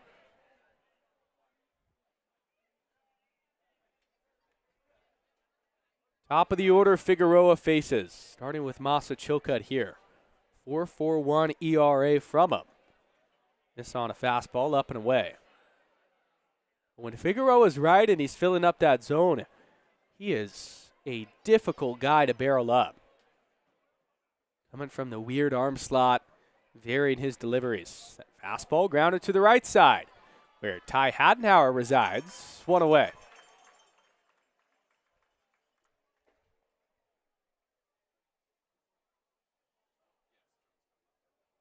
Take a look around the West Coast League on this Tuesday, July the 28th. Tied here, of course. Victoria beating Port Angeles 6-0 in the top of the 7th. Bellingham beating the Berries 8-6, top 5.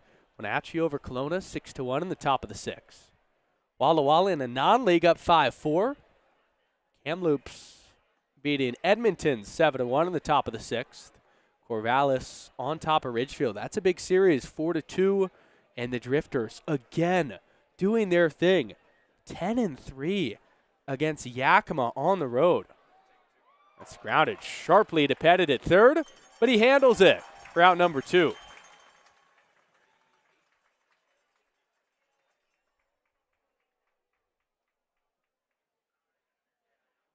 I just can't get over these drone shots. Stunning. The details of that turf. Fans in attendance. 2 away, and it's Kai Malt. Slashes that foul.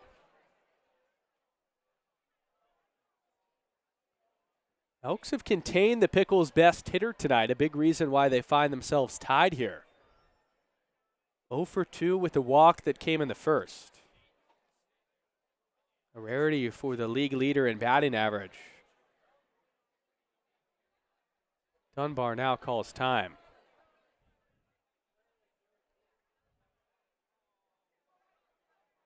Picturesque sunset in the distance. This game of baseball also phenomenal. Fastball misses just a tad in.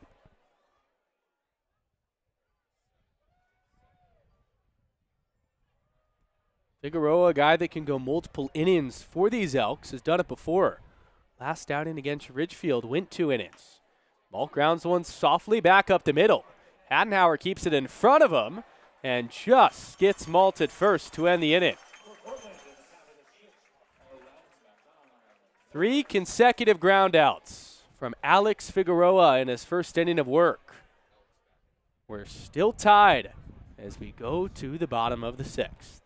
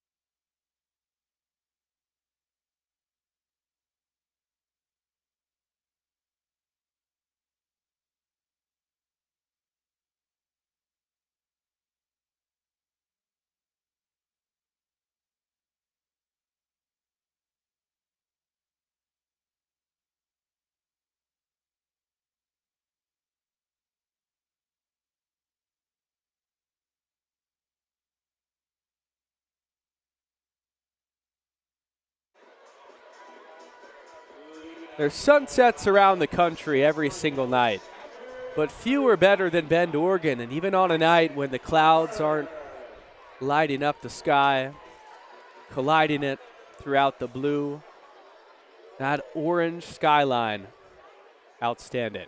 Isaac Pfeiffer starts off this bottom of the 6th. Still against Ari Kligman. Pfeiffer pops up the first pitch. He sees into foul territory, and it goes off the front row of the bleachers and a souvenir into the front row of the preferred section. Gives a perspective that Bend isn't that big of a town. Much more trees in the distance than properties. And then the mountain line that cannot be beat.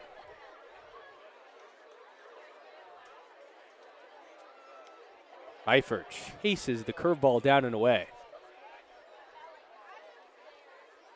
Has walked and singled tonight.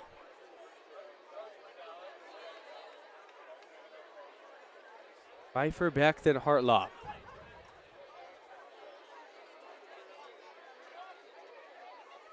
Beck to swing, but takes down.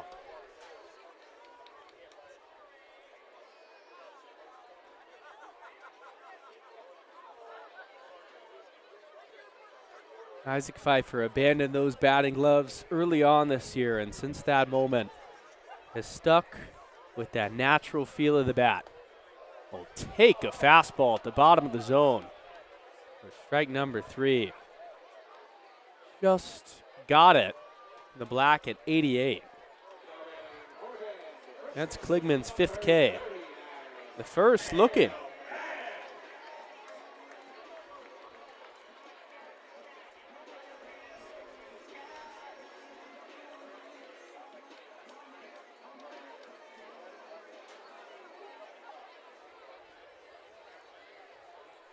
Cam Beck with 1 out.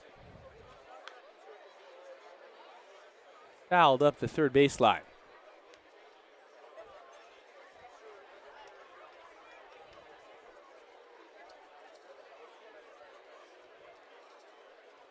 Oaks offense looking to get things going.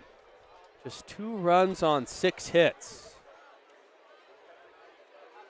But a guy like Beck can change everything with 1 swing of the bat. 1-1 now to Cam. And the power stroke has been there for Beck. He has been on another level, and during the Elks 6-game road trip, when he was back in Corvallis, the same place he calls home for school, he clubbed his 2nd home run of the season. High moonball deep into the night sky.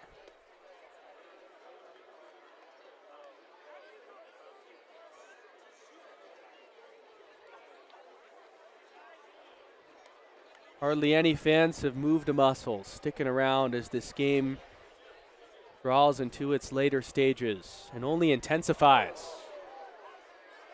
Beck has to take up an in tight and ducks out of the way. 3-1.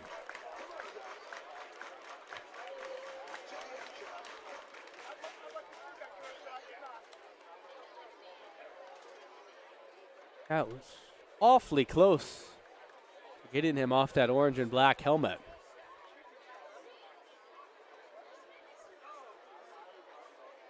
Beck finds himself in a hitter's count. Couple of ground outs. Both to the pitcher. Walks this time. The 3rd walk from Ari Kligman.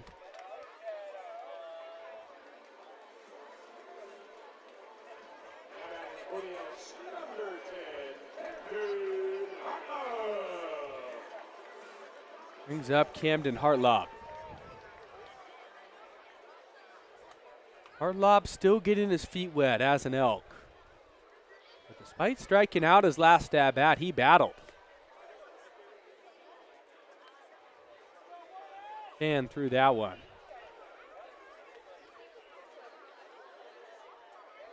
Part of the collection of San Diego junior colleges that provide stiff competition. That Mesa hit 227 in 16 games. Pounds that to Stroop at 3rd. Goes to 2nd for 1. The throw back to 1st. Not in time.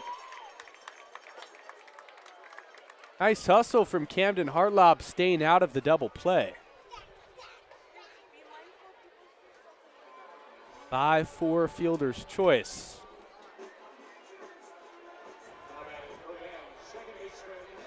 As Stroop did all he could. It was a strong throw to second, but Hartlob really can move.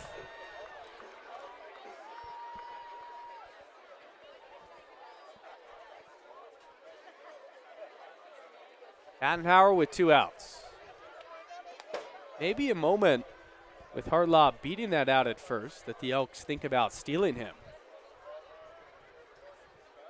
At school, he only had 2 total stolen bases, but even in that sprint 90 feet down the baseline, we saw some qualities.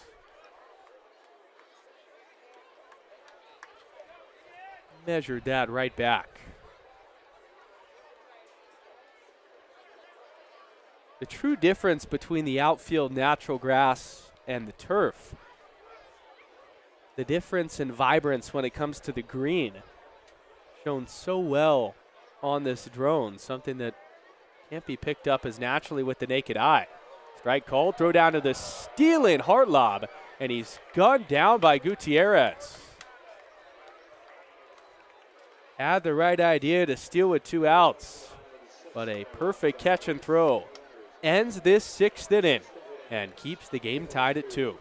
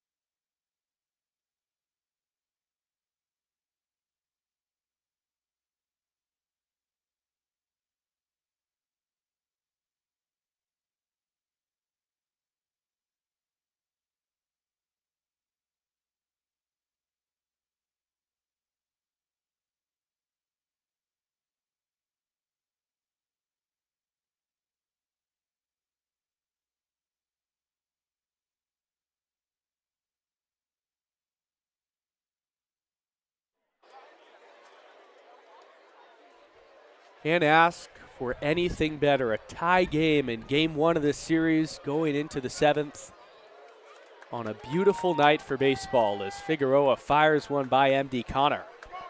Connor, McNeil, and Stroop, part of this Pickles order. Connor, the lone responsibility for why this game is tied. A 2-run shot that came all the way back in the 1st inning, and the Pickles haven't been able to score since. Figueroa dips down and fires one that misses up on the 0-2. Figueroa growing up in Tucson, both of his parents working for the University of Arizona. And a lot of his childhood he threw over the top, but one coach along the way said, I think you can be more effective from the sidearm delivery. And Dunbar says that hit MD Connor, which means the Pickles get a leadoff runner on base in the 7th.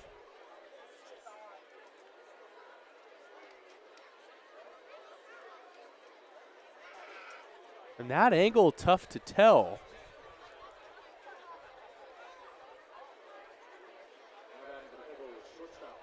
Just went off the leg. Now Connor came up initially, you want to give him the benefit of the doubt, and Dunbar was on top of it too. McNeil chops one to Hattenhauer at second. His only play is to first. Gets McNeil, but Connor now in scoring position.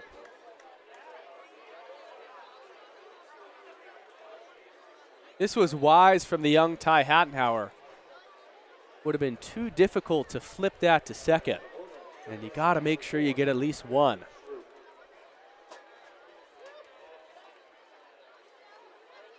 Natural shortstop in high school making the transition tonight to second base. Figueroa to Stroop, misses high. But whatever coach along the way told Fig to start throwing sidearm, deserves credit for a lot. Feels like an arm that every Power 4 team in the country should target as a specialist. Fastball's flipped softly past the glove of Hartlob at short. They hold MD Connor at third, who slipped rounding the base.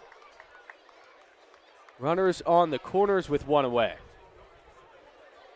This has to be frustrating for Alex Figueroa because, yes, you hit the leadoff man. But McNeil hit his ball around 70 off the bat. This just 72. And Connor looked like he went to more of a natural slide to intentionally stop himself from running too far away. In this situation, Wes Harper, Elks pitching coach, calls time to go and chat with his righty.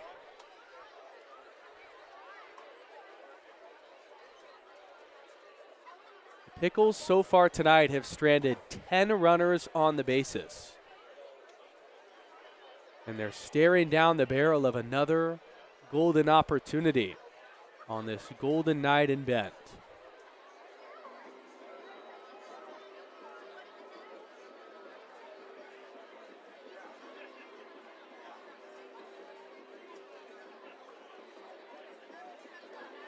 Trees as far as the eye can see.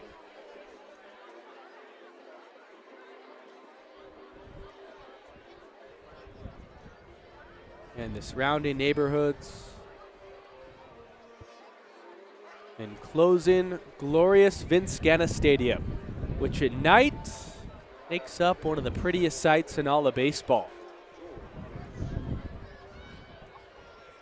Down, visit over.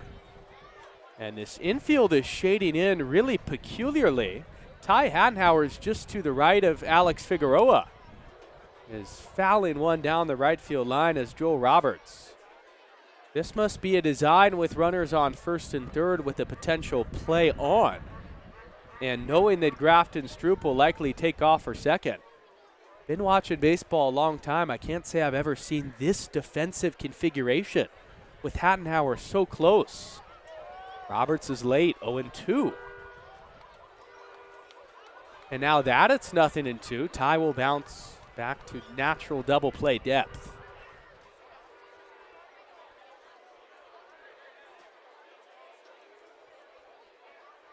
Roberts 1 for 3. Looking to put the Pickles up. Off speed, misses down and away.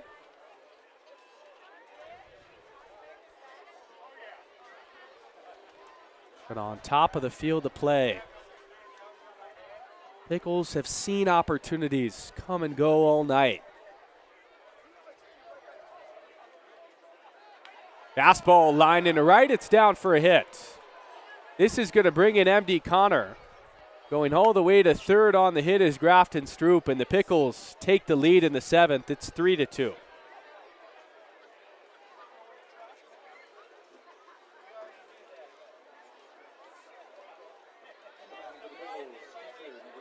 Just good hitting from Joel Roberts. It was down and away. He put bat to ball. And with Stroop running, it acts as a hit and run.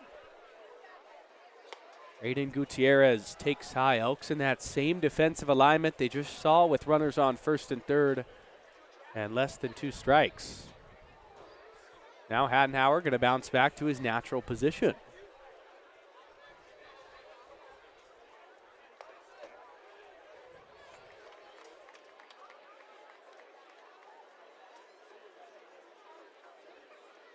Gutierrez although not a major part of the St. Mary's Gales in 2026.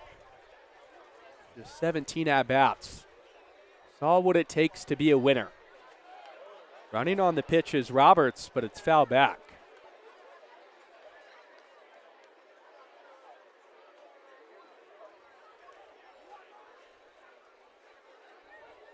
In a one-run game like this, that extra run of insurance is more critical than ever. Gutierrez pops one up, and it'll go foul down the right field line.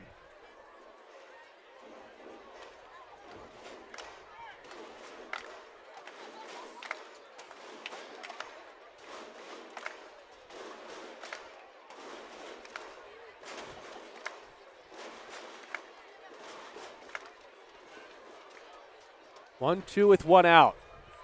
Running is Roberts. Cold strike three. Pfeiffer throws one off the mound. It takes a friendly hop. And chasing him back to the base is Hartlob.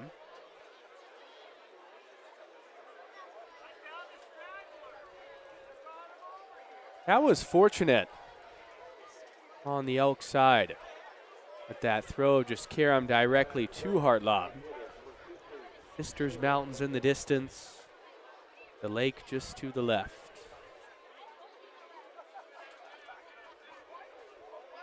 And the Elks looking to limit that damage as Fig gets a big first pitch strike. Runners on first and third is always a tough spot to navigate as a team. Elks that time decided to throw it all the way down with Isaac Pfeiffer and a friendly bounce right into the hands of Hartlob. That's grounded back up the middle, and it's past the dive of Hattenhauer into center for a base hit. Grafton Stroop scores. That big insurance run comes in for the Portland Pickles. Their third hit of the inning uplifts them now 4-2.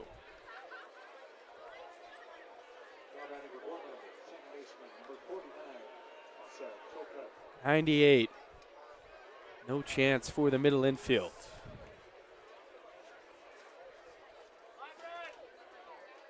Not done yet with Masa Chilcutt up. Fastball misses in.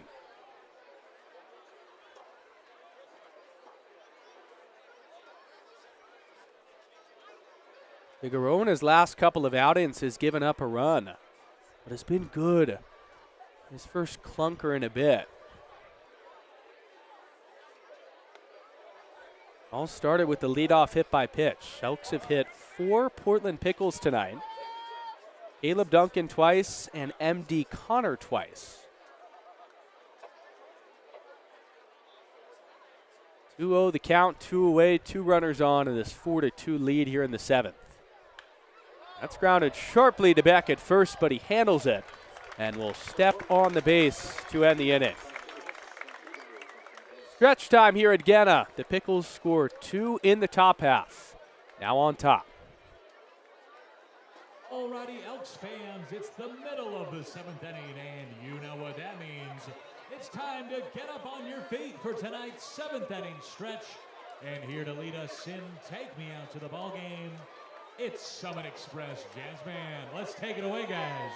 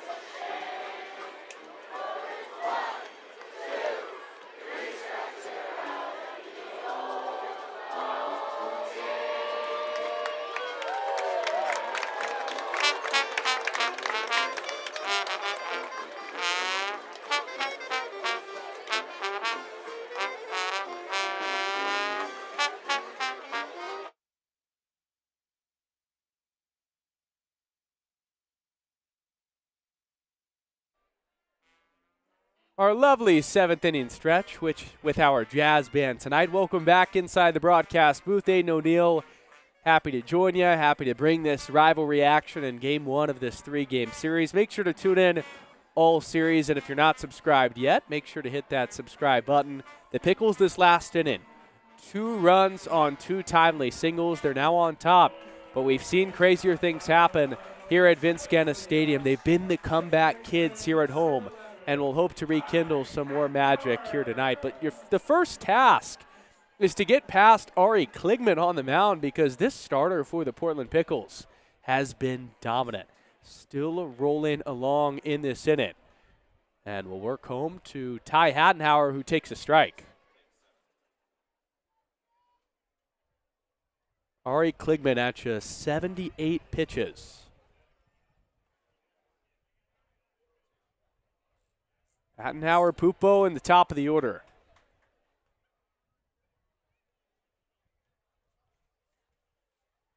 Still waiting for a local product in their breakout moment.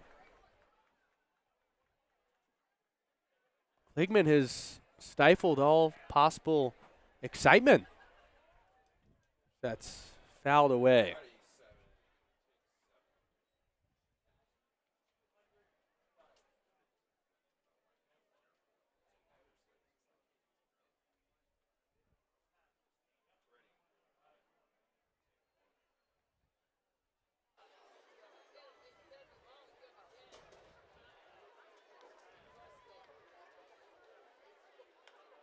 Hattenhauer into shallow right. In comes Duncan. And he squeezes it for out number 1.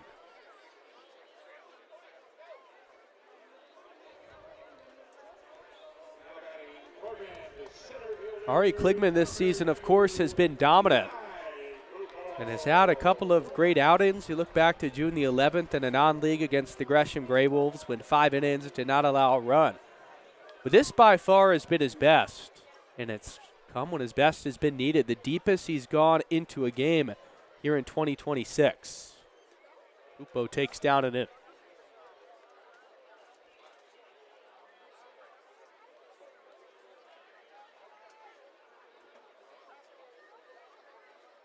Kligman out of Sacramento State. Pupo pops that up. Shallow left field, but Nidowitz was playing him perfectly and just has to move a shade to his right. A very quick 2 outs in this 7th.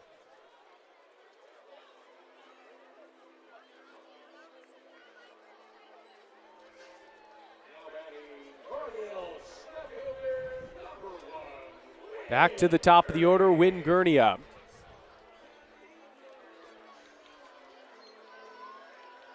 What this does mean with Gurney up to start this inning is the Elks, when it comes to the final innings of this game, they'll have their best hitters coming up. Gurney struck out his last time, but his lone hit tonight came at 105 off the bat into left field.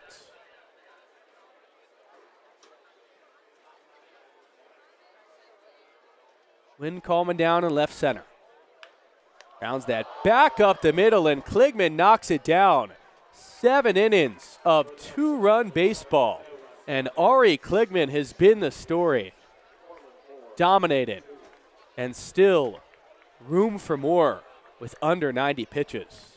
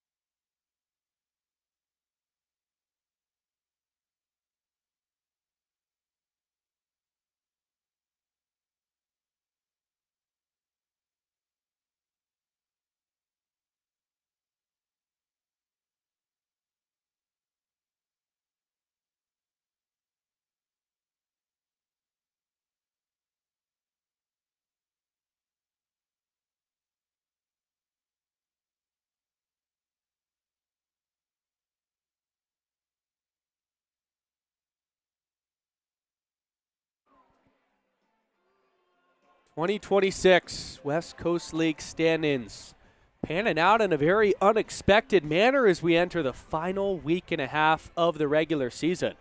The North has been the entire story, dominating is Wenatchee at the top. We saw Kelowna firsthand. They're great. So's Victoria.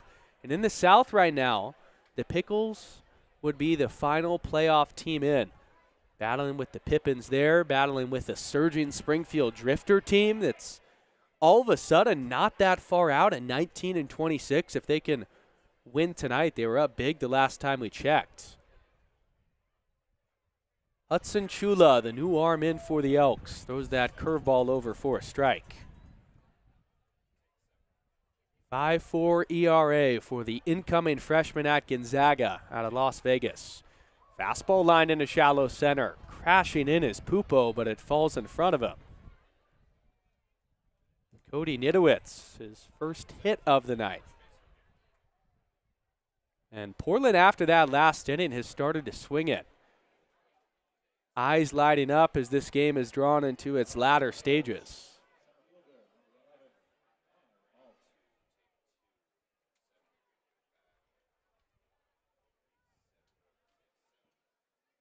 Cody Nidowitz, also a lot of speed over there off of first. Third on the team in stolen backs. Kai Malt takes down. The stuff from Hudson Chula electrifying, and this is power on power with two young players duking it out. Kai Malt off his freshman year at UC Davis out of Santa Barbara, California. Chula throws over to the speedy Nidowitz, and he's back safely.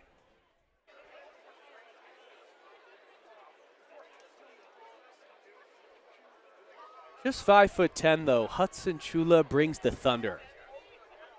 A lively arm.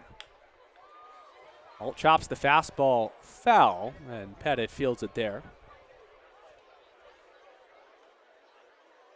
You've got to have a whippy arm angle when it comes to Chula. And you think about Chula coming off of the last pitcher in Figueroa with that arm angle, it feels impossible. You got the sidearm, and then you got the over-the-top coming from Chula. Two different looks that keeps the hitter in the rocking chair.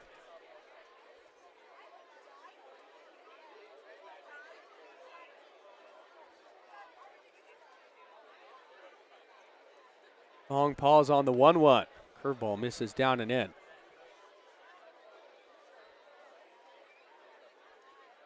Chula's last outing was the first time he had allowed a run this summer. It was on July the 24th against Ridgefield, went 2 innings and gave up a long home run to Braden Watson, who's been an outstanding hitter in this league. But Chula joked after his senior year at Bishop Gorman, where they just lost 2 total games. He said, "Those were the first runs I've given up since April." Here in July, folks. Malt clubs that deep down the right field line, and it goes foul. Miller gave it a chase. Malt will reapply that elbow guard. Our barbecue deck packed out. Each stitch of this glorious Genna to the gills on this Tuesday night.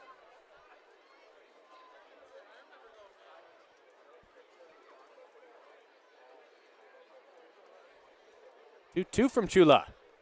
Grounded. Glove by Pettit on the dive. Throw to first on one hop. Brady Pettit. Put it on the highlight reel.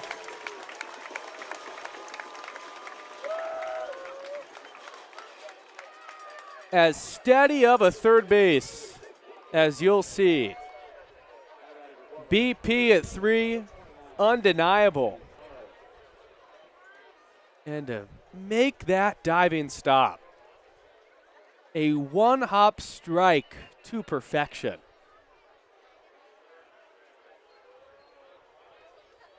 Nidowitz up to second, and Chula misses low to MD Connor.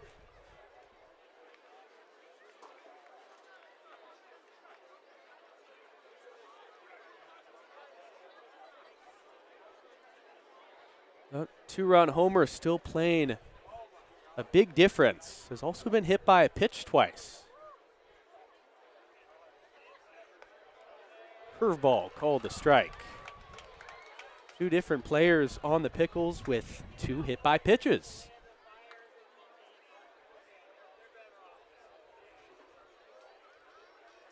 Chula finds the grip.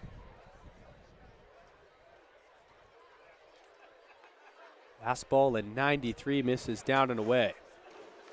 What excites us so much about Hudson Chula is you don't get the type of talent every day with his stature that has this sort of velocity. And you think about, well, what if he puts it all together as he matures more into his body? We could be watching a pro. 3-1, a delayed steal from the runner in Nidowitz. Chula makes the play. The wherewithal to turn his head and make that throw to Brady Pettit. Jim Hopple frustrated coming out of the dugout. Pfeiffer throws it back to Chula. He planted and threw a strike and absolutely got Nidowitz as the tag was applied. Hopple doesn't agree, and the Elks crowd is going to let the boos rain out. First year as the head man in charge. But if Jim saw the replay, he'd agree with Perry. That tag was there. And just a quick chat.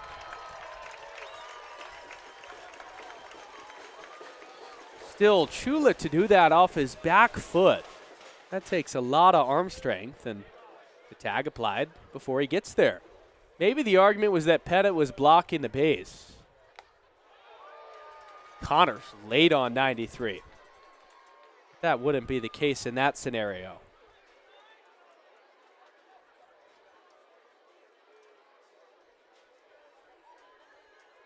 Just like that, Chula back in the windup as Connor bloops one into shallow center field. It's another bloop single for these Pickles.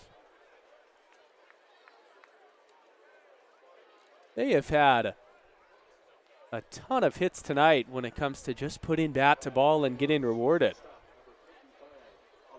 The Dodgers a few years ago had the saying, barrels are overrated.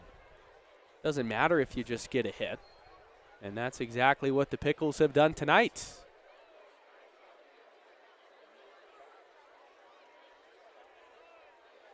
Two-in allows the Pickles all-star in Elijah McNeil to step up with a runner on. Elks are still right here in firm striking distance. Top of the 8th inning, down by 2. The reason why they went to Hudson Chula.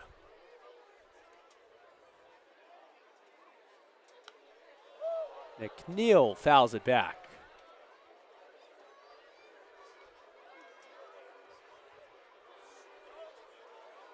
Two of the best relievers on the Bend Elks, both committed to Gonzaga, both incoming freshmen in Chula and Ashley. And if you're a Bulldog fan, you can start to have some happy thoughts about what those two in a bullpen can look like together. Ashley being the funky lefty, herky-jerky movement, and Chula being the hard-throwing righty.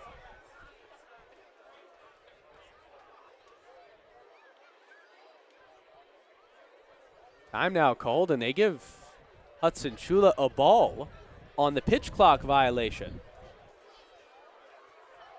Isaac Pfeiffer acknowledging that that one was on him, maybe laid the sign down too late.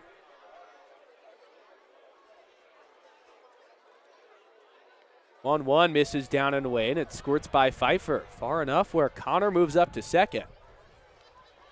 Big 90 feet for another potential insurance run.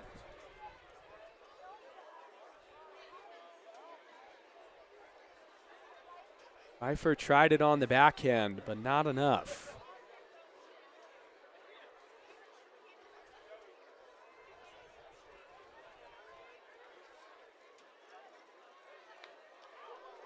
Neal measured the 2-1, but just fouled it straight back.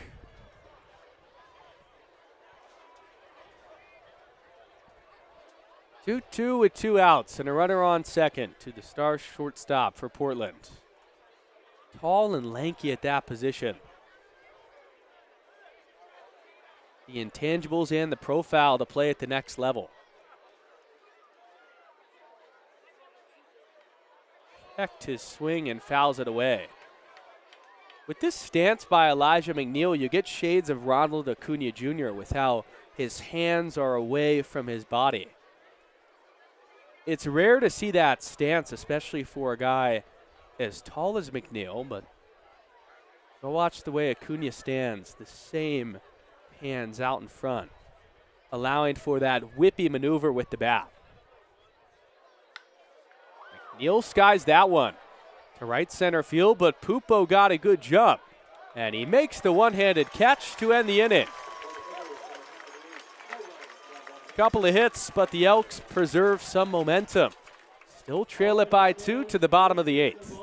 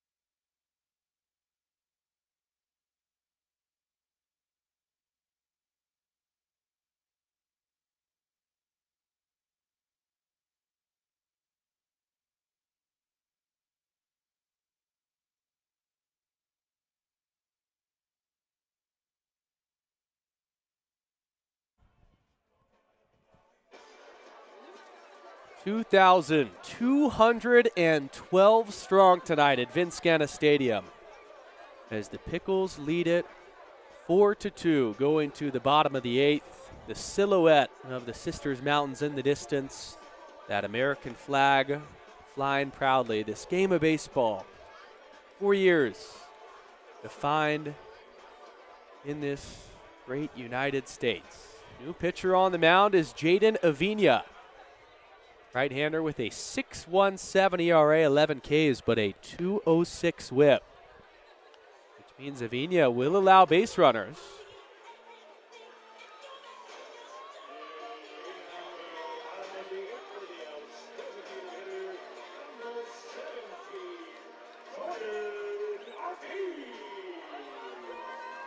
He'll have to start by going through Jordan Ortiz. Ortiz, Miller, and Pettit. 2, 3, and 4 in the Elks order.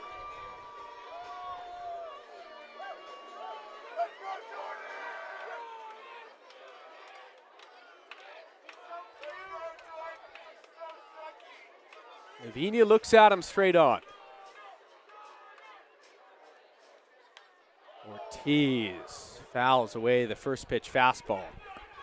This is just the second pitcher of the night for the Portland Pickles, which means a round of applause is deserved from R.A. Kligman.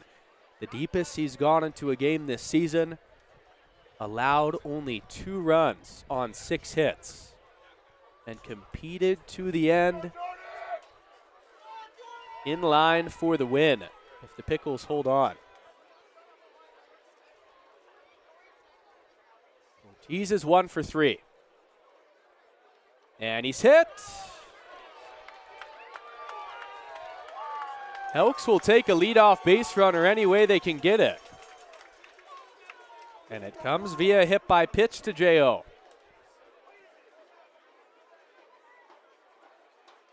Make that now 6 total hit by pitches tonight, combined on both sides. Ortiz didn't try to get out of the way of that one at all. And you cannot blame him because it gives Jace Miller, an Elk favorite, a chance to tie this game. RBI single his last time through in the 5th. Take a heater that misses down and away. Last time that Jaden Avina threw was on July the 24th against Walla Walla. Pickles coming off a series loss against the #1 team in the South in the Sweets. Miller fouls it away into the parking lot.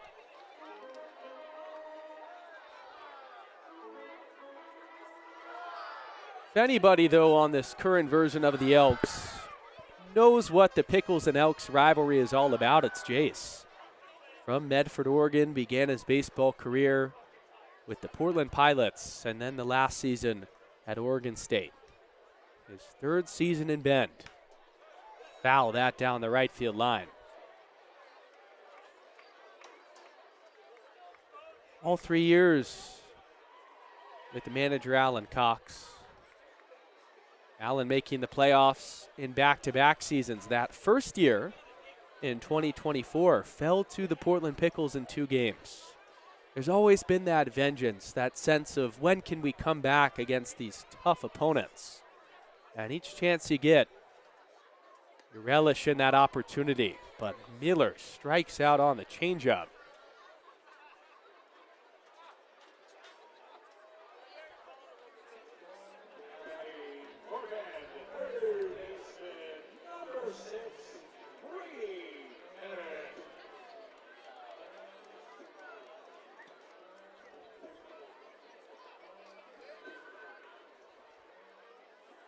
Now Brady Pettit. Pettit's into right for a base hit. Ortiz is going to stop at second. But the Elks get a bit of their own luck when it comes to a C&I hit.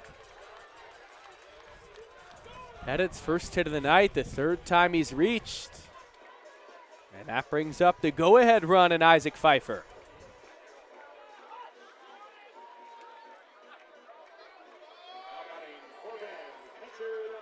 Defense was shaded over. Chilcutt closer to second base, looking to turn 2, and all Pettit did was put it into right field.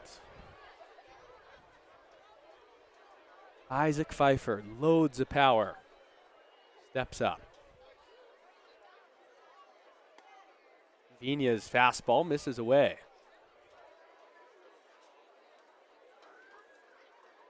Jaden Avina coming from UC Riverside, just like a couple of Portland Pickles this year. Catcher and Gutierrez will have a chat.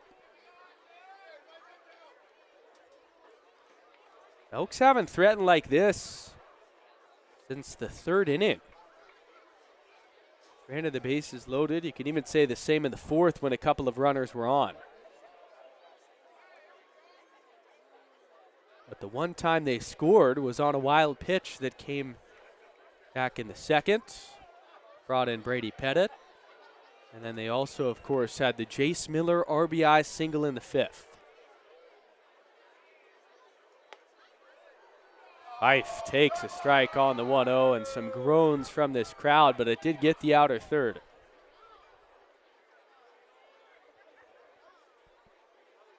Pickles with 6 strikeouts to 3 walks, 7 hits allowed, but they have also hit 2 batters. Ortiz dancing off a second will steal. Pfeiffer hits it to the left side, gloved by McNeil. Ortiz was rounded. They throw to third and he's picked off.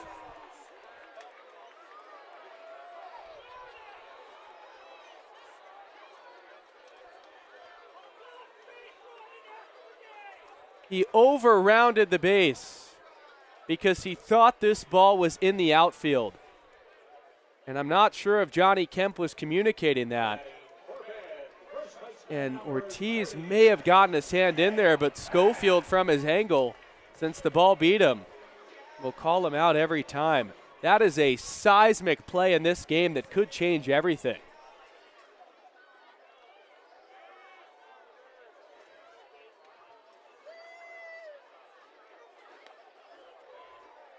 Way and Cam Beck will take.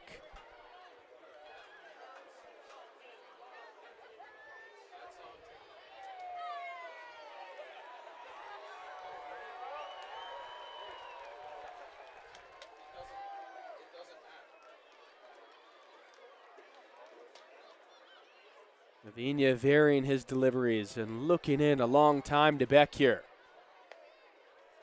Cam takes a strike.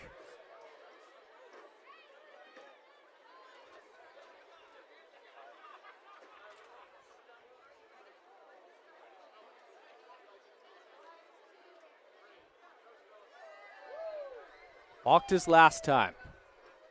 Endless power. Popped that foul and out of play.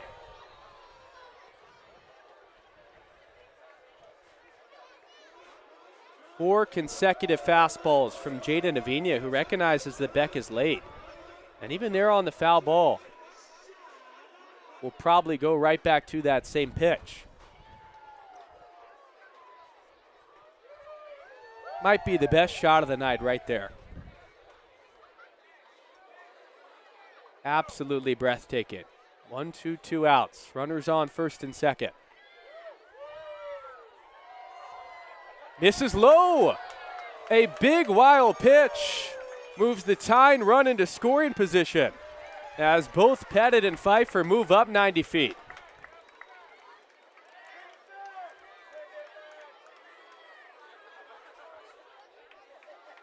That is about as major as it gets.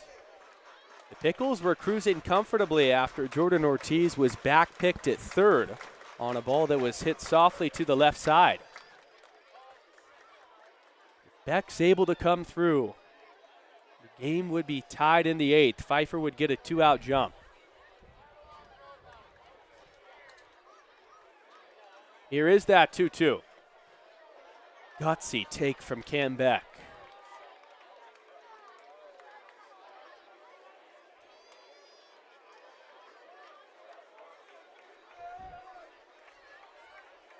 Waiting on deck, Camden Hartlob.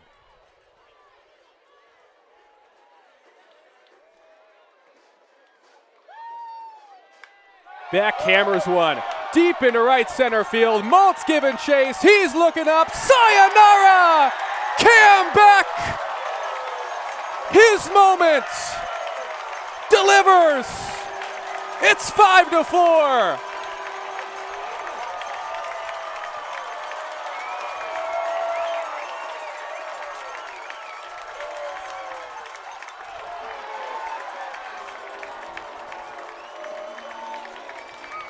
.104 to the opposite field, 396 feet. Listen to this place.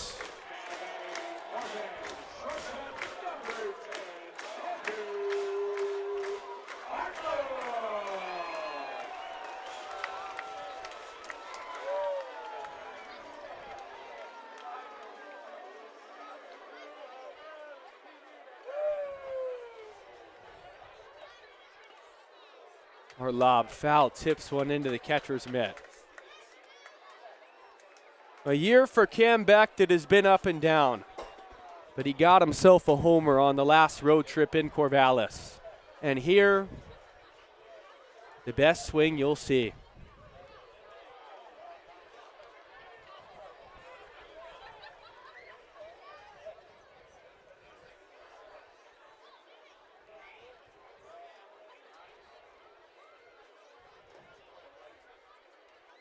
Our lob's 0 for 3.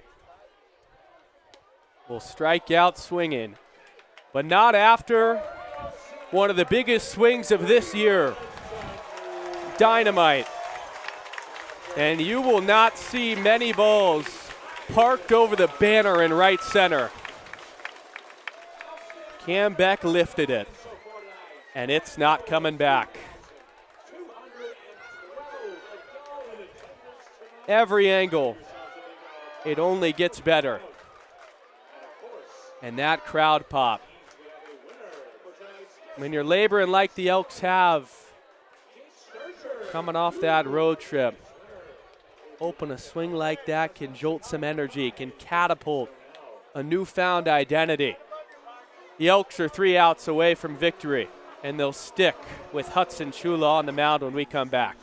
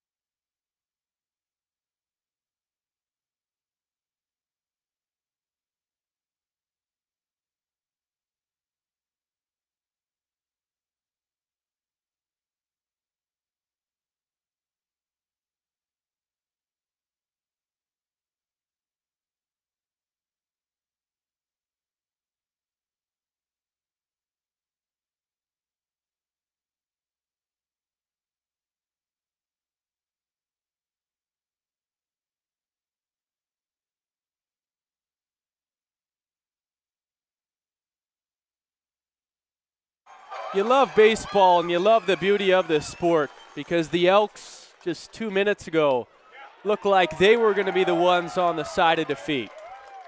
But after a magical swing by Cambeck, one we won't forget, 3 outs away, and how could you not stick with Hudson Chula?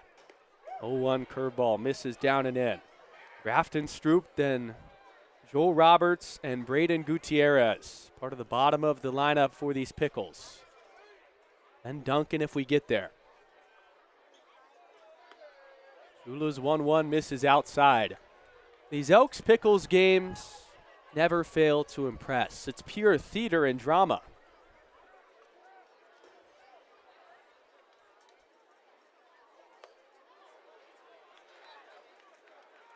Three and 1. But the blood pumping from Hudson Chula. And of course, he's pitched in big games at Bishop Gorman, one of the more highly touted high schools in the country. But in the thick of this moment, that intensity high, and the fastball there just missed up and away as the tying run is now on first for the Pickles.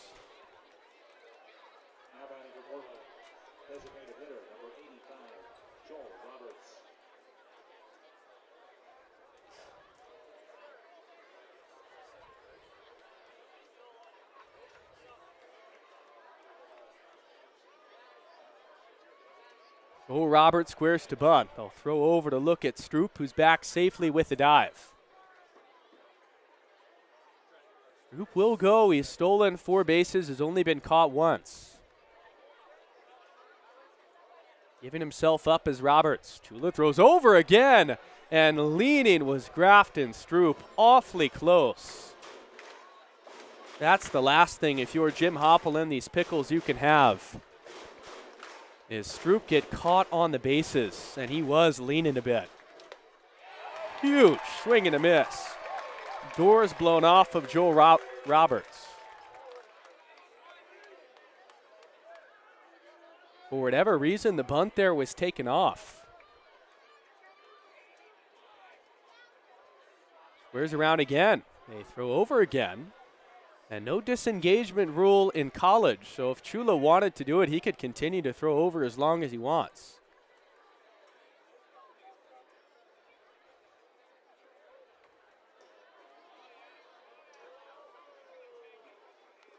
Fouls away the bunt.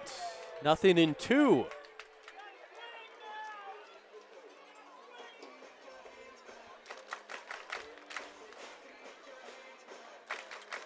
Roberts with a successful night as their DH. RBI single in the 7th. That at the time gave the Pickles a much needed insurance run. The task here a bit different. Chula's breaking ball almost hit him. Roberts thinks it did. Dunbar doesn't. And now it's a staring battle between Dunbar and Roberts, resulting in the 2 umpires coming together. Dunbar says, "You're staying in the box." And Jim Hoppel's coming out of the dugout irate. Didn't look like it hit him there, unless it just grazed the elbow guard.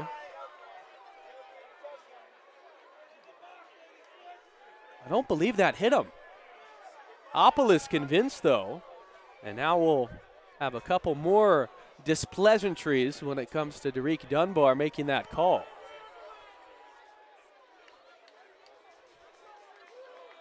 That's a big difference between runners on first and second and nobody out, or this 2-strike count continuing.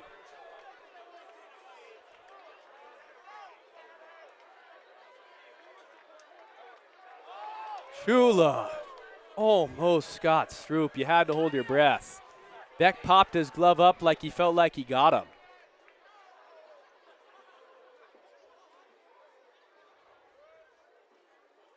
Hudson steadies his breath.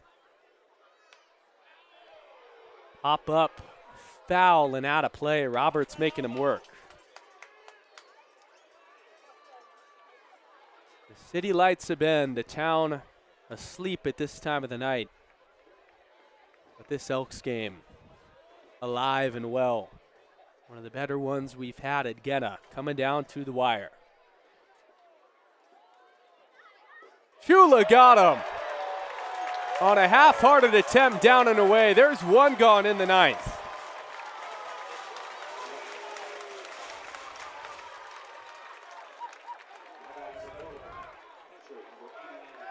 Just completely broke down the swing. And if you get a hitter to look like that, your off-speed's pretty special. Braden Gutierrez takes low. Chula went back to that same pitch. Have to have trust in your catcher and Isaac Pfeiffer in these big spots. One more look at that swing. Gone fishing. Gutierrez riding an 0 for 4 night. Chula throws over, and Stroop is back. What this does for Hudson Chula, though, and it's a strategy that a lot of pitchers use, is if you throw back continuously, what it does is it makes the batter in the box think, and Braden Gutierrez keeps him on the edge of his seat. That heater was just away.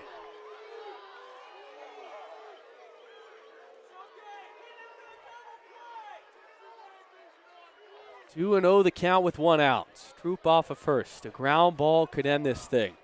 With the Elks on top by 1 after the heroic swing by Cam Beck. Stroop's back safely once more. Chula getting in this rhythm where it's 1 pitch home and then a throw over and just continuing that same habit.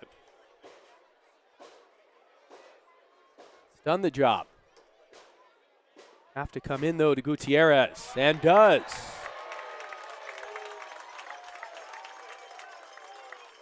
.92 at the bottom of the zone. Swinging through it's Gutierrez.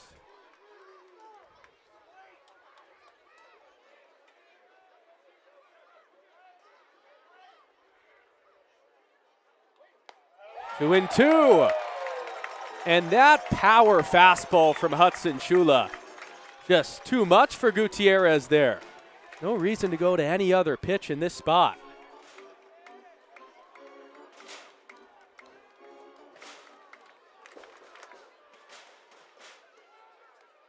Stroop back safely.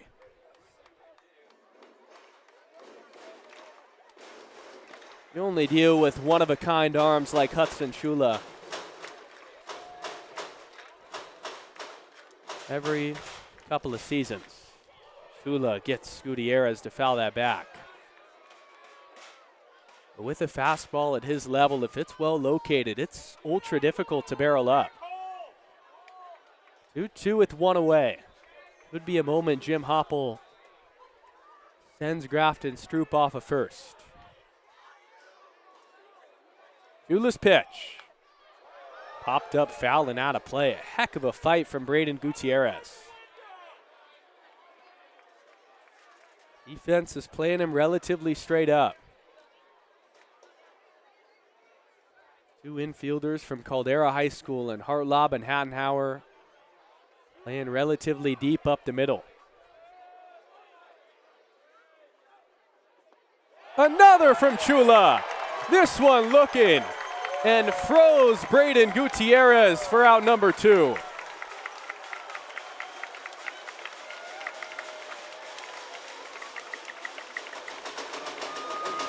This is devastating. And what we mean by a lights-out breaking ball.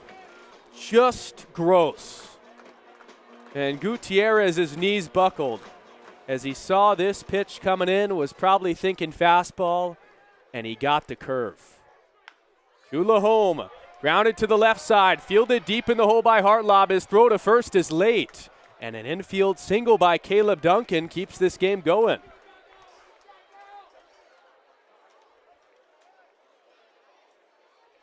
It was softly hit at just 77 off the bat.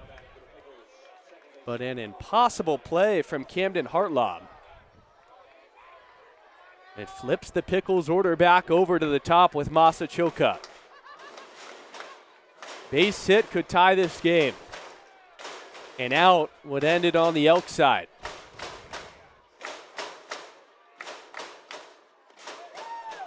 Oh and 1. And a gift at the bottom of the zone from Derek Dunbar. A good frame from Pfeiffer. Hillcut's 6th at-bat of the night. Got one hit, he's reached 3 times.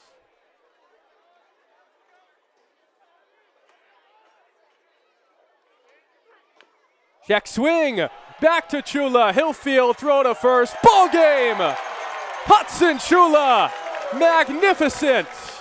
Elks win 5-4 and stun the Pickles at home.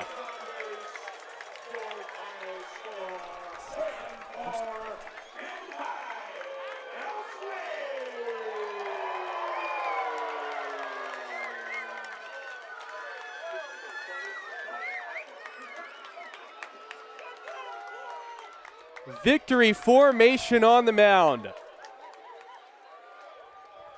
And after a road trip where the Elks just won 1 game, they come out victorious against one of their rivals. Every game at Genna this year has delivered some heroics, and tonight we got even more.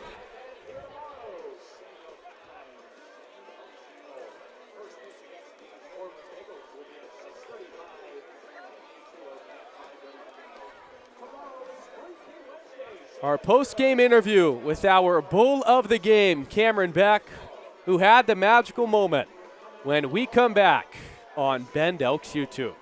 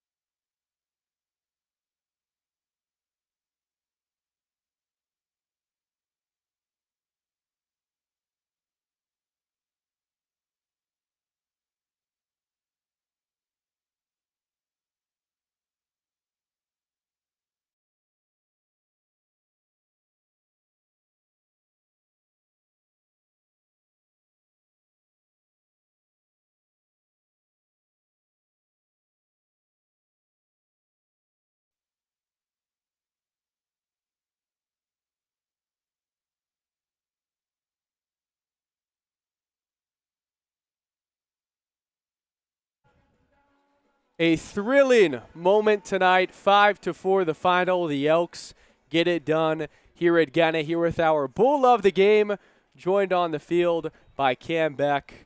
Cam, firstly, thanks so much for joining me, and I just want to take you back to that 8th inning, stepping up in a spot like you were with 1 out and clubbing the biggest swing of the season, arguably, to right center field. Yeah. How did that entire moment feel, Cam? That was awesome, man. Did a job plus some. So, that was the best possible outcome there could have been.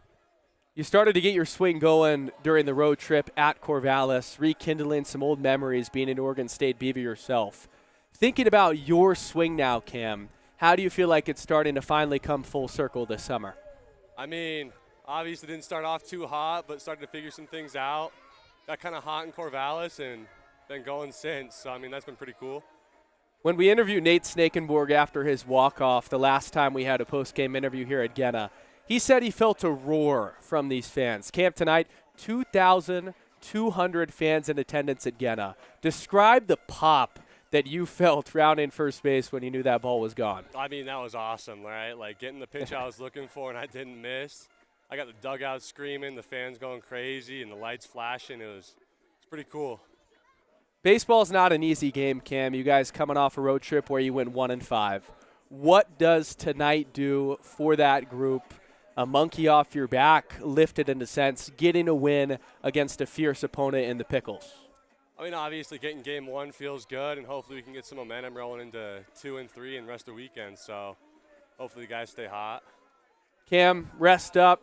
Not many better swings than that to deep right center field over the Bend Elks baseball banner. Take care, and we'll see you tomorrow. Thank you, you too. Incredible tonight from Cam Beck. Thanks so much for joining us, Cam, because, my goodness, earlier this year when Aiden Tallarico parked a ball to right center field and it was a 3-run shot during the opening series of the season, I sat there and I wondered, are we ever going to see another ball hit to that part of the yard? Because you got to have some serious power to do it. Well, I'll tell you what, we saw it and then some, tenfold from Cam Beck.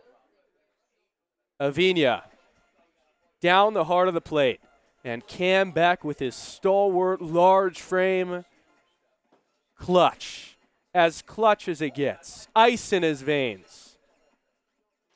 And there's only so many people, so many players that could thrive in a moment like this, that could embrace the challenge. And while the offense was quiet, just a couple of runs sprinkled in prior to that, he stunned the Pickles. MD Connor couldn't believe it at first. And as Beck said, this crowd of over 2,000, a jolt they'd been yearning for all night, waiting on the edge of their seats. And it couldn't have happened to a better dude, too. Cam Beck delivers. There's those swings each summer, and the beauty of this sport, and I love going back to that, is even if you're in a season where you're 13 games below 500 like the Elks, and the ball isn't bouncing your way, and you're wondering, why us this year? Well, you still have these moments. You still had 3 walk-offs so far this season. You still have a go-ahead shot against one of your rivals in the Pickles. That's why you play the game. That's why you get up every day. That's why 2,000 people pack the house at Genna Stadium, because this sport is special, and nights like this don't come around very often. Cam Beck, your bull of the game, but I also want to highlight Hudson Chula, because what he did out of the bullpen was magical to keep the Elks in this game, to battle to the end, to have plus stuff that's going to pitch one day at the pro level if he puts it together. That is what it is all about. So Hudson Chula, although Cam Beck gets the flowers in the end, and he deserves it rightfully so on that swing, he deserves just as much credit because the Elks have a special reliever in number 22. Your final lines tonight. 5 for the Elks, 4 for the Pickles, the big swing via Cam Beck. The Elks got out-hit by 3, but they didn't shoot themselves in the foot like previous nights. No errors on both sides, and they're the ones that get it done in game number 1. For the entire crew, for our outstanding Audio Visions Plus company that helped us with the stream tonight, that's why that drone shot looks so good. We've rented the gear from them this season. They've delivered on every measure. For my producer, Pierce Gordon, I'm Aiden O'Neill. Signing off, same time, same place tomorrow. We'll see you then, but soak this one in. It was a special night here at Genna.